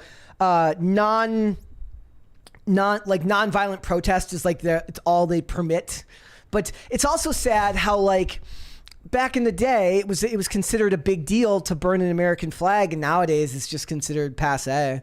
Like it happens so much now, and there's so much. And I do believe now, as you know, like it's like we have this dilemma here, right? Where like because of the crony system that we have in this country, the middle class has shrunk, and people who can't seem to get their lives together can't afford a house. They've been propagandized with decades of nihilist media, decades of nihilist college propaganda, fall into the arms of these cultist mindsets. And so they believe that they're finding purpose in life by protesting outside a Jason Aldean concert. And so there is a fair criticism of the American system, right? Like not of America, but of what we've allowed how government and big business have come together to kind of shrink the middle class and leave people with no hope. And people with no hope fall into the arms of groups like this. And then they end up thinking that their purpose in life is to protest outside of a Jason Aldean concert because he made a song about... Well said. I mean, with the response to try that in a small town, you would hope that it's just... It's an exclusively online problem. Yeah. Like, the reaction is just people talking about this on the internet. Like, they don't actually care enough to show up in person and protest it. 20 people. I mean, 20 people at a protest, it's not that much, but these people are out there. Like, they do exist. It's funny because the more, like, I was talking with Lydia and Andy about it recently. We were talking about, I get frustrated with the anti-boomer propaganda, even though I agree with most of what they're saying. Because you are a boomer. Yes. But they did devalue the currency. They did put in a bunch of programs that have hurt future generations. The problem is everyone thinks that the solve for that is going to be like free markets and that kids are going to fall in line for free markets. I'm like, no, they've been propagandized so much to believe that any free market is just capitalism. So they're going to go the complete opposite direction. And they already are. They're already falling into the hands of people like this, who are telling you that you need to overthrow the government for a communist revolution. It's not going to come out the way you want to by propagandizing and talking about how awful the boomers are without offering solutions. Sure. Right? Yeah. Like if that's your way to go, fine. But you better offer solutions that are clearly thought out, and you better have some very, very eloquent and entertaining people to push those. Like Elon Musk is a better bet for pushing these ideas for you than your average person on the right, who's just not going to be all that engaging to people who are Vivek Ramaswamy. Yeah. So I think that the commies are going to have more and more of a hold over the young people as the middle class shrinks. And they're like, you know what? I can't afford a house. I have to work my 9-to-5 job and then go drive for Amazon or I have to go then drive for Uber after work. I think on Saturday I'm going to go protest Jason Aldean to give my life some meaning because they're also said don't get married. Don't have kids because the climate is going to, the earth is going to explode. Anti-nuclear family. Yeah. Like there's nothing left. They have been propagandized on all sides. The reason the left wins is because they have a talking point for every issue. Every single issue the weather has been propagandized to you. There's no such thing as water cooler talk without it being like, did a white guy kill a black guy? It's racism. Did a black guy kill a black guy, or did a white guy kill a white guy? It's gun control. Is it too hot out today? It's climate change. They turn people into revolutionaries and communists because they circle every issue and then get people to go out and protest in the media. They've turned entertainment in their favor. And when one when one country artist comes out with a song that they don't like, then they have to turn on it and not let it be because they aren't actually liberal. Didn't you notice that the response to try that in a small town was so much stronger? Yeah. The negative response to try that in a small town was so much stronger than Richmond, north of Richmond. Because there was talking points for both sides on Richmond, north of Richmond. Are you sure? I believe that even though I would like to believe that an honest, would you still consider me somewhat like a liberal? I don't consider myself a conservative. There's nobody on the left that listened to Richmond, north of Richmond. It was like, yeah, this is great. I would like to think that honest liberals would still be happy to hear somebody call out politicians and those that overtax us. Honest liberals. I wouldn't know, but it does seem weird to me because Richmond, north of Richmond had, well, what did you think? Overall impact? Which one had more? Oh, Richmond, north of Richmond had a bigger impact. But Jason Aldean got way more hate. It feels like. Yeah. I mean, it's almost like they couldn't pin down, like they wanted to hate on him for the fat people stuff. That's what they really wanted to be mad at him for. They're like, you're not body Is that what struck the most nerve with people? Yeah. I think a lot of, there's whole playlists on YouTube right now. It says like liberal listens to Richmond, north of Richmond. Mm-hmm. And they like it. So they do like it. Okay, fair enough. Again, the honest ones. No liberals liked the Jason Aldean song? I don't think so. No, I don't. I don't know how many. Maybe some old school liberals listen to country music, but that seems like I liked it. Yeah. I still like it. I don't care. Mary, I don't care what anyone says. Zero Smoke says, "Does Mary still not like Richmond, north of Richmond?" No, she likes it. Just the one that Donald Trump did. Yeah, she likes the Donald Trump version of the song. The DT cover. Andrina says the wokies were mad about the fudge round line. Yes, of course they were, because you're supposed to just get fat and die at a disgusting weight because body positivity and acceptance. Except for Donald Trump, he's allowed to be husky.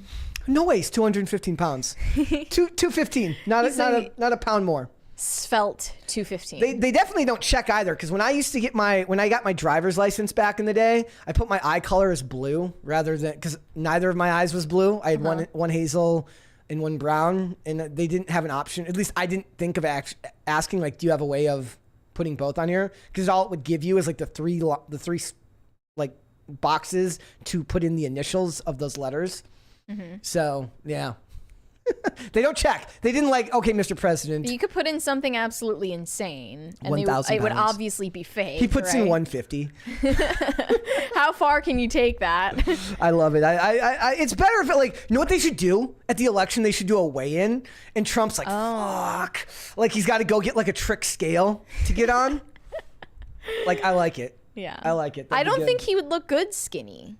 He looks good the way he is. He has to be like he's intimidating. tall and he needs to He's super tall. He needs to fill it out. Did you see the Zachary Bryan, the Zach Bryan, the country star who like got arrested for like impeding an investigation? Because like I guess he got pulled over one night, got into it with a cop, was out of it, went on his way, and then the next day, I guess he's on his way to an event with his like security, who's in a separate car, and that guy got pulled over, and he like got off the exit, turned around, and went around to like stop behind the cop car, which is a huge no. It is? Oh, yeah. Like, because the cop's going to be like, who the hell is this person that's not in a cop car that's just getting up behind me, right? And the cop goes, stay in your car. Do not get out of the car. And he didn't listen to him, and he got out, and he got arrested.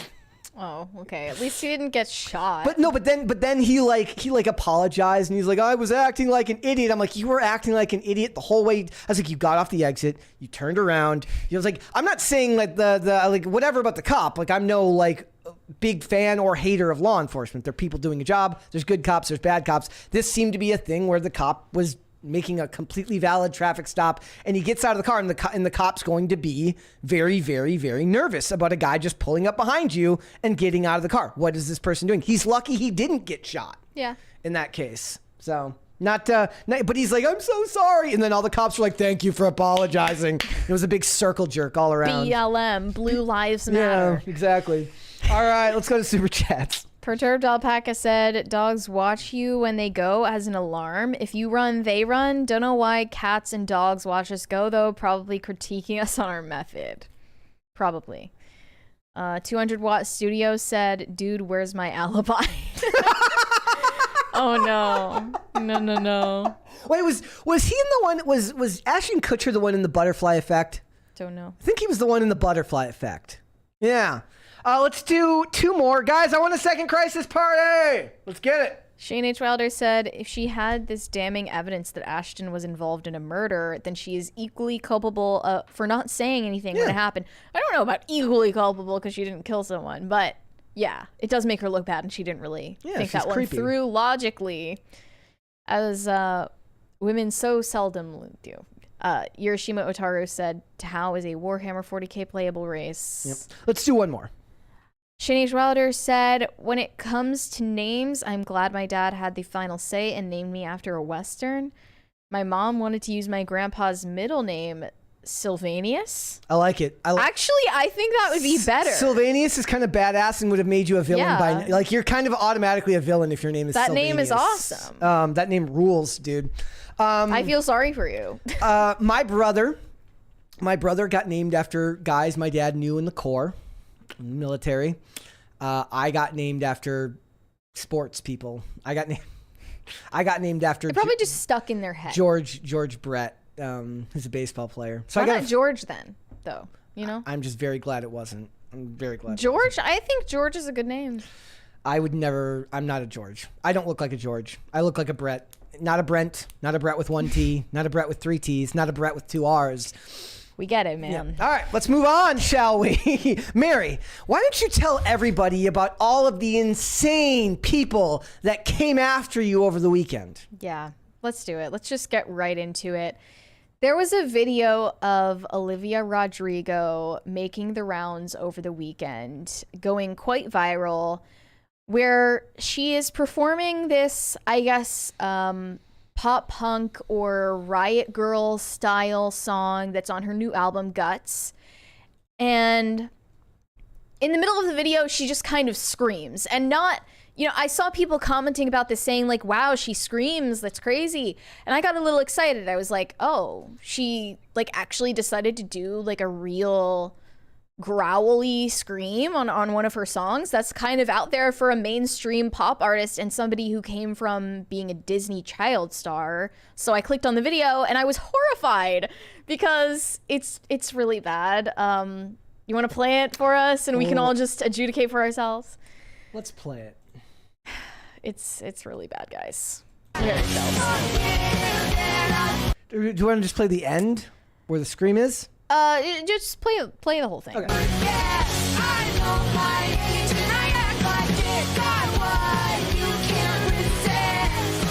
Now this is fine. This is inoffensive.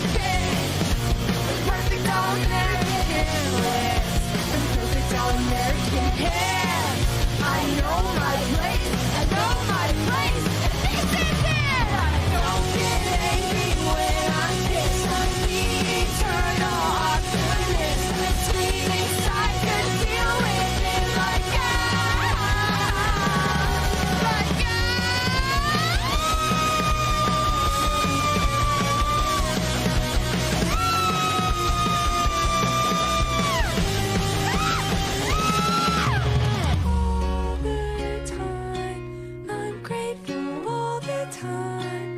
sexy and I'm kind. I'm pretty when I cry. Oh, all the time. I'm grateful all the fucking time. Women swearing is cringe. It's also not edgy because we come to expect it at this point. So, like, what are you bringing to the table creatively that we haven't seen before? I know it's sexist, but women swearing to be edgy is cringe. It is. Now, when I swear, it's because I just like feel it bubbling up in the rage inside me, and I can't help it. It's like when they it's like the pure effing hubris line from Star Trek Discovery. It's cringe. It's done to make themselves edgy. It doesn't work. Yeah, when it's in song lyrics, honestly, anybody's song lyrics these days, it seems like you couldn't come up with a way to creatively like make that work, like syllables wise. Yeah. So you just added in an expletive because you couldn't think of something else. But the worst part about that video obviously was the clean scream that she did when she could have actually gone the whole way through and done like a growly scream and learned how to do that. Yeah. That would have been a cool addition to the song and like wouldn't just sound like a 12-year-old. She's very mad at her dad for taking her phone away. Yeah, who's mad at her dad for like taking TikTok away. Give me my phone back. Ah! Also, everyone defending this and like claiming it's the gaggiest serve of all time is comparing her a lot to Haley Williams from Paramore and Avril Lavigne. And I decided to repost this video and My say... guess is if you looked up gaggiest serve of all time, you wouldn't get good results on the internet. Well, Don't look up gaggiest serve of all time. Brett, contrary to what you think, it would come up with like Drag Race, like RuPaul's Drag Race. But she gets, as a compliment compared to Haley Williams and Avril Lavigne a lot. And I reposted the video and said, this is supposed to be Gen Z's Haley Williams or Avril Lavigne. There's truly no hope.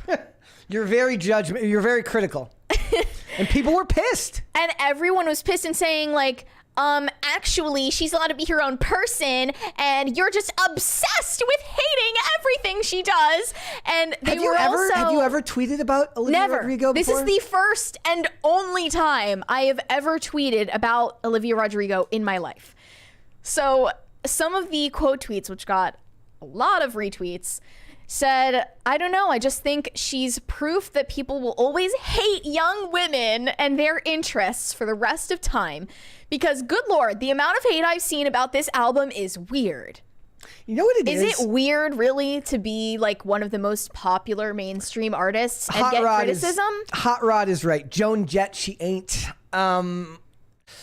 And then there are also people claiming, well, Avril Lavigne was never good, so you just don't realize that Avril Lavigne was also cringe in her own time and her music sucked. Like, don't go there. Why is it Don't start there. One of the problems is that people that especially stans, when you don't like, and I'm not trying to be judgmental of stans of the ladies here, but whenever, maybe it's part of feminism, but it's like whenever you criticize a woman for something like this, they then extrapolate it to all women, all things. Like, you don't like this woman scream, therefore you don't like any woman that's ever screamed ever in your entire life. Which is not and true. most men have liked at least one woman that has screamed in their entire life, I can imagine, especially if they're married. Sure. So, that's just the way it is. And it just feels like they're always looking for that large scale statement that's not actually accurate, but it's a doomer take that's very, very depressing. They're just like super coping about this rather than just enjoying the music that they claim they love so much. Like this other quote tweet said, "This is extremely Avril Lavigne. I'm sorry that your nostalgia goggles have covered up how cringe Avril was at the height of her popularity, but I was there and it was exactly like this and it was effing awesome." I don't think it was. Like, yes, Avril had her cringe moments. There was that infamous video where she was like, I'm a rock chick. I'm a rock chick. Wait, what was the other one? The other one that you showed me the video of the one time about skateboarding or something like that? I don't know what that was. But I mean, yeah, she had her cringe moments, but like, she also was legitimately a teenager then, and Olivia Rodrigo is 20. Not for nothing. Yeah. And I'm about 2.5 years older than this girl, and people are claiming, they're like insisting that I must be a millennial because I dislike her music. If I were truly Gen Z, then I would love her music and I would be all in. But that's not the case. This tweet has 14 million views. Which tweet? Mine? Yes. Yeah. And then some of the people replying to me have even more. But like, they're claiming that, you know, millennials are the ones tearing this girl down and criticizing everything she does. They're obsessed with her. They shouldn't be comparing her to any other female artists. It's sexist and misogynist and blah, blah, blah. And also racist too, because she has the minority card on her side. But like, I'm literally Gen Z and it doesn't appeal to me. Yeah. Well, it also makes it seem like does that mean that Gen Z is supposed to be a monolith? That just because you're Gen Z means you have to like it? When if you think about it, millennials were extremely polarized in their subcultures and what their different subcultures were loyal to and liked. And here's the thing, like the beauty like of to the being, extremes. The beauty of being a nerd, like it's like when people argue about DC and Marvel. Like back in the day, before Stan Twitter, before the internet before the internet became mainstream and you had to actually seek out message boards to argue with people, it was done in way more good faith because you understood that person had to work as hard to be there as you did. So there was a little bit more like baseline respect for the person, or like who would win in a fight, Batman or Superman, right? And then they have to go back and forth. Somebody points out, the lady from Flyleaf does have a better scream. She does. Mm-hmm. That's some real talent right there. It's just, look at this. This isn't even close. Nope. Like it's not giving what it was supposed to give. So just do your own thing. And she's also been accused of being extremely derivative and almost copying other female artists. Like she's literally gotten in lawsuits every time she puts a song out. I saw that. Miley Cyrus, Taylor Swift, with Hayley Williams, a bunch of different artists where like there's clear similarity there, and she feels very manufactured in her public image. I'm not buying it. I'm really not buying it. There's a $20 one there from Francisco Sanchez Jr. It says, never forget Rodrigo's trip in the White House. Wait, what? Never forget in white platform shoes to talk to us about COVID. She's a page shell. Yeah, no, that was another conversation that was going on Twitter this weekend. Is like Olivia Rodrigo should use her platform to be a political activist. She's not doing enough. And then all her stands were bringing that up, how she went to the White House to like talk about how you should get vaccinated and how she's like, you know, she's actually a WOC of color and actually supports BLM and actually is blah, blah, blah. Like listing out all these things as if that makes her look good. Yeah. It just means that she's extremely corporate approved and isn't introducing anything new creatively. Right? Yeah. There's no resistance or rebellion or actual creativity in this video. This is a copycat of what we've already seen. I mean, it's where things were always going to go. The moment that they started putting Nirvana shirts in Target and all of these things that were once not mainstream. It's like when somebody pointed out, somebody said like Eminem finally, like on one of our videos said like Eminem finally sold out. I'm like, he was being played on the radio. He was on MTV just because he actually was counterculture, but that's because at that time... Counterculture was the culture, though. But yeah, at that time, we were in a neoconservative America where liberalism actually was still somewhat counterculture, so you were seeing it on mainstream networks, right? Now, liberalism is the case du jour, and that's the mainstream. So there is no counterculture on the left or on political left or entertainment left. So it's weird to see people point that out. I'm like, no, you were just counterculture back then because you were likely, a basic liberal in a society that was far more neoconservative and still at the time somewhat religious, more so than it is today. So yeah, and in this poor lady, somebody says U2 is, they were talking about U2. So yeah, all these bands, right, that sold out, which is fine, make your money, I don't care. But it's when they sell out and then try to pretend like they're also still some type of countercultural movement. Rage Against the Machine being a fantastic example. Yeah. Right? I guess, but they've been pretty open and honest about talking about how like they use their capitalist mode as like as their way of promoting revolution. Yeah.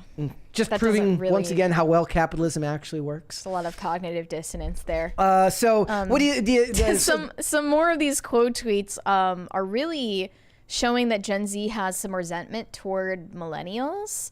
One said, millennials really becoming the villain they swore they never would be. Like, what is this? Did you think that all millennials like swore it like an oath or some kind of blood pact to not become their parents, villains like their boomer parents? I mean, there's a fair argument to me that sentiment has. It was kind of like what I was saying earlier, talking with Andy and Lydia, right? It's like there is the sentiment in our generation, but I think that grew not when we were kids, but when we were in our late 20s, when we saw, after the housing market collapse, after the banks got bailed out, then, you're out of high school, you're in your early 20s. By the time the repercussions of that showed their true face years later, NSA scandals and stuff coming out during the Obama administration, then you start thinking like, we're not going to bail the banks out like our parents. We're not going to be the surveillance state like our parents. But we were already closing in on late 20s by that point. Mm-hmm. Another one said something about millennials only being capable of understanding artists within their familiar framework of what they had when they were kids doesn't bode well for their chances to not end up exactly like their boomer parents. Life is going to be life, and you're going to end up being just as cringy as your parents one day. Who's going to tell him that I was born in 2000 and Olivia was born in 2002? Yeah, my favorite one here. Who's going to tell them? I don't think they want to know. It says, every generation feels disgust with the music of their children. The music of their children reveals the pain caused by the mistakes of their parents. That's you, Mary. Olivia Rodrigo's parents. Sorry, I didn't grow up with Avril Lavigne. I did not grow up with Paramore. Rather than own that, it's easier to blame the music, blame the kids. Someone else said, this has racist undertones. Mad because instead of a blonde white woman making punk rock, it's a Filipina? Did you say that? No, obviously not. That's and she weapons grade projection. Okay, maybe not to some people, but on first glance, most people looking at this video would see a white girl. She looks like a white girl. Yeah, I'm sorry. I didn't know like that she wasn't. She's not a WOC of color. Listen, guys, just accept that you're going to be cringe one day. I've accepted it. It's better if you accept it. Every day on here, I come in here and I don't just embrace the cringe. I am the cringe. I am the fire of cringe. I was born in it, much like Bane. I've accepted. There's a $20 one there from Crispy Leg Transport LLC. Slim Shady was the king of calling gay men the F word. Well, yes, he was the king of calling everone, not just gay men, the F word. Yeah, he was. I listened to Drug Ballad indiscriminately calling people slurs. I love old Eminem so much. So not just that, but also like like stuff from that time period. He would never today. No, because he's the establishment now, because he became the establishment, because what was once counterculture is now endorsed by the man. I appreciate that Taylor Swift doesn't fight against the perception that she's mainstream. You know? Yeah. Whereas people like Billie Eilish or Olivia Rodrigo or a lot of these younger artists, they really want to be perceived as subversive, and they're not. It's not working. No. And Taylor Swift just unabashedly embraces being the machine, like being a whole corporate identity. And I don't think it really compromises the value of her work. They're also too... Well, yeah, like people that embrace the mainstream who are just what they are, it's fine. Like, what would be a movie example of this? Like, it's kind of like, guys, what would you consider to be a movie that people... It's kind of like A24. Yes. Don't even get me started. It's so artsy. It's so not mainstream. It's literally just Marvel, but for art. Like nerds, it's A24, it's Blumhouse. They're all they're still ending up at the theaters. Yes, on a smaller scale, but it's still mainstream. It's still mainstream in every way, shape, or form. And Taylor Swift just embraces it. It would be like if John Wick tried to pretend to be art, art, right? And oddly enough, John Wick is more artistic than most of the stuff that's super try hard. Yeah, but it's still mainstream. Yeah.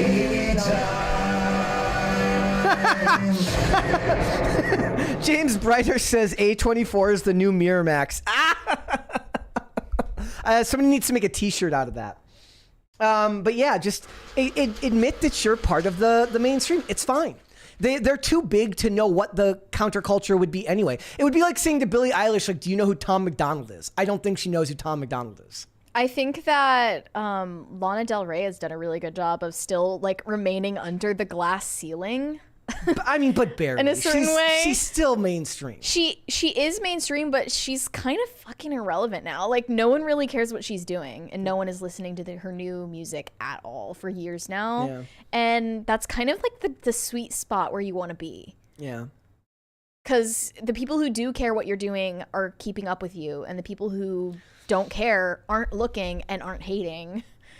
So yeah, I think she's found her happy place. And it's a good place to be because once you found your dedicated fan base, you can stick there forever as long as tons you of money off of as long as you keep making products that they want to buy.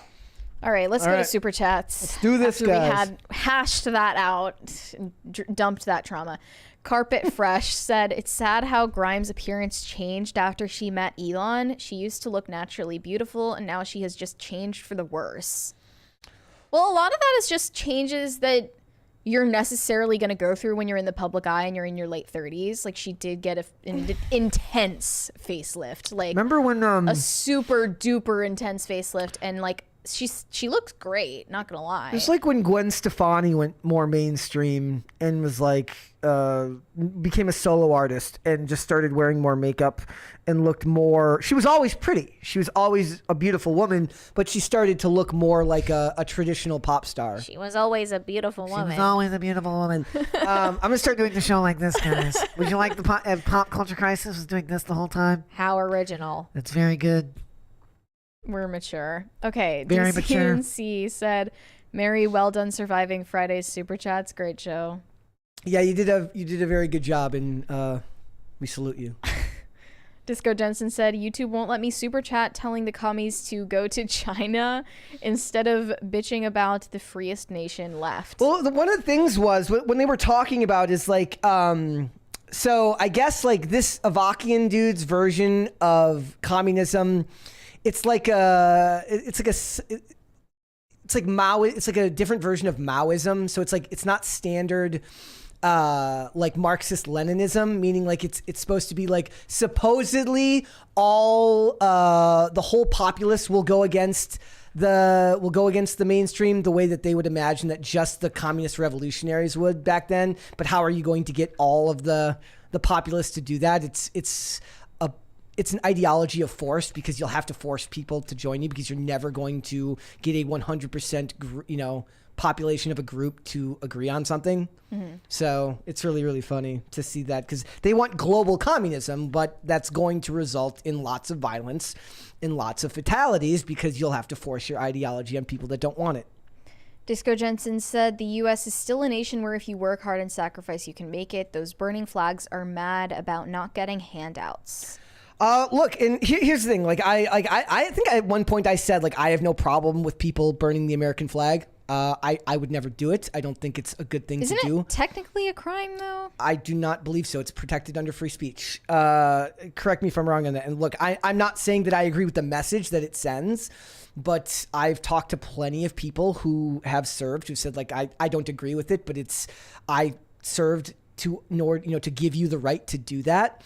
And if the idea is that they can't do that as a political, non-violent demonstration, then you're wandering into authoritarian territory where you start telling people what they can and can't say because of what their views are. And I'm not saying it's a good thing. I'm saying that it is their right to do so here, and it's kind of it's a disgustingly beautiful thing that they're allowed to do that in a way.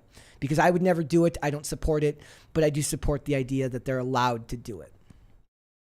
Hiroshima Otaru said that was an effing horrible scream. Yes, it was. DCNC said Olivia's scream is a bit pitchy. Bit pitchy, dog. Bit pitchy. Bucky Ducky said, okay, Brett, here's my part for the party. Thank you. Hi, Mary. Oh, they're saying it's burning. Yeah, you can burn the flag in public with a permit, I think, because it's you're literally burning something. So it's you're committing a crime, but it's not that you're burning the flag; it's that you're burning something in general, I guess. Oh, okay. That Stanzatastic said, "That's my purse. I don't know you. That's my purse. I don't know you." Things I thought I would have heard from before the scream from that song. Oh, yeah. She did kind of sound like she was getting mugged or chased down or something. Disco Jensen said, since the downfall of meritocracy, bigger and bigger, no talents are getting exposure and popularity. We need a parallel economy badly. Or is it just that there's so many avenues to get any amount of recognition now that mediocrity will just end up appealing to somebody because they found it by accident? She took an extremely unoriginal avenue, which is starting on Disney. Yeah. It's not like she went on TikTok with her music and got an organic fan base and who is the least mark. Who is the least talented Disney star? Oh, if not her. What, like someone who starred in their own show? Yeah. From like my era of watching it, any era, I feel like it was probably Selena Gomez. But I'm probably forgetting somebody. I mean, Lizzie McGuire was obviously Zendaya was Disney, right? Lizzie McGuire. Hey, is that Hillary Duff? You leave Hillary Duff alone. Hillary Duff was a Nepo baby, and we all know that. I don't even think she counts. Well, I do not co-sign this. Oh, so it says Bella Thorne. Well, she didn't really, I don't know, she starred, it was like a co-starring thing. Ben Dillon said it honestly sounds like bubblegum pop, definitely not punk or rock. Well, it just sounds like normal pop punk, but it's like watered down even more. Yeah. Shane H. Wilder said Avril had cringe moments, but you could listen to her. Olivia needs to learn screaming from Lacey Sturm. Flyleaf. Flyleaf Yes. was good. It was. Carnell sent $10 without a message. Thank you. Shane H. Wilder. Oh, he corrected it. At least you could listen to Avril. Yeah. Her music was objectively better. I'm sorry. High Voltage 75 said, Brett, good appearance on Colonel Kurtz. You should have her on PCC again. Thank you. That'd be fun. I'm also, I believe I'm going to be on there again either this week or next week. So I'll keep you updated on that, guys. Look out for that. Thursday said Building 7. I don't know what that is. I've never heard of that. What is that? I have no idea. Guys, before we go, would you hit the like button on this video and subscribe to this channel if you have not done so already? Thank you very much for that. Mary, where can we find you? That was very slow. Thank you. You can send me validation on Instagram at Mary Archived, or you can send me hate, more hate. Join the Olivia Rodrigo stands and just keep attacking me on Twitter. That is also at Mary Archived. Perfect. Guys, if you want to follow me, you can follow me on Instagram and Twix at Brett Dassib on both of those platforms. Pop Culture Crisis is here Monday through Friday, 3 p.m. Eastern Standard Time. That is noon Pacific. If you'd like to listen to the audio version of this show, we are on Amazon Music, Apple Podcasts, Pandora, and Spotify. If you'd like to follow the show on social media, we are on Twix at PopCulture_show, Facebook and TikTok at Pop Culture Crisis, Instagram at Pop Culture Crisis Pod. Mary, there is one more there from the DJ Foy. Having never heard her music before, for a Philo Olivia music is very meh, but bet her dad does a banging Sinatra cover at family gatherings though. There you go. All right, guys. Who's her dad? I don't know. Who is her dad? Is it somebody famous? Is she an industry plant? They're all industry plants, Mary. We all know this. Wait. Can you find let's out? look at this. Who is her father? Ronald Rodrigo. He is a family therapist. Oh, so... And her mother is a school teacher. So it doesn't sound like she had connections, at least. They probably went to the same casting call that you went to when you were... Yeah, I'm sure. Guys, we'll be back with another episode tomorrow. We'll see you then. Bye. Later.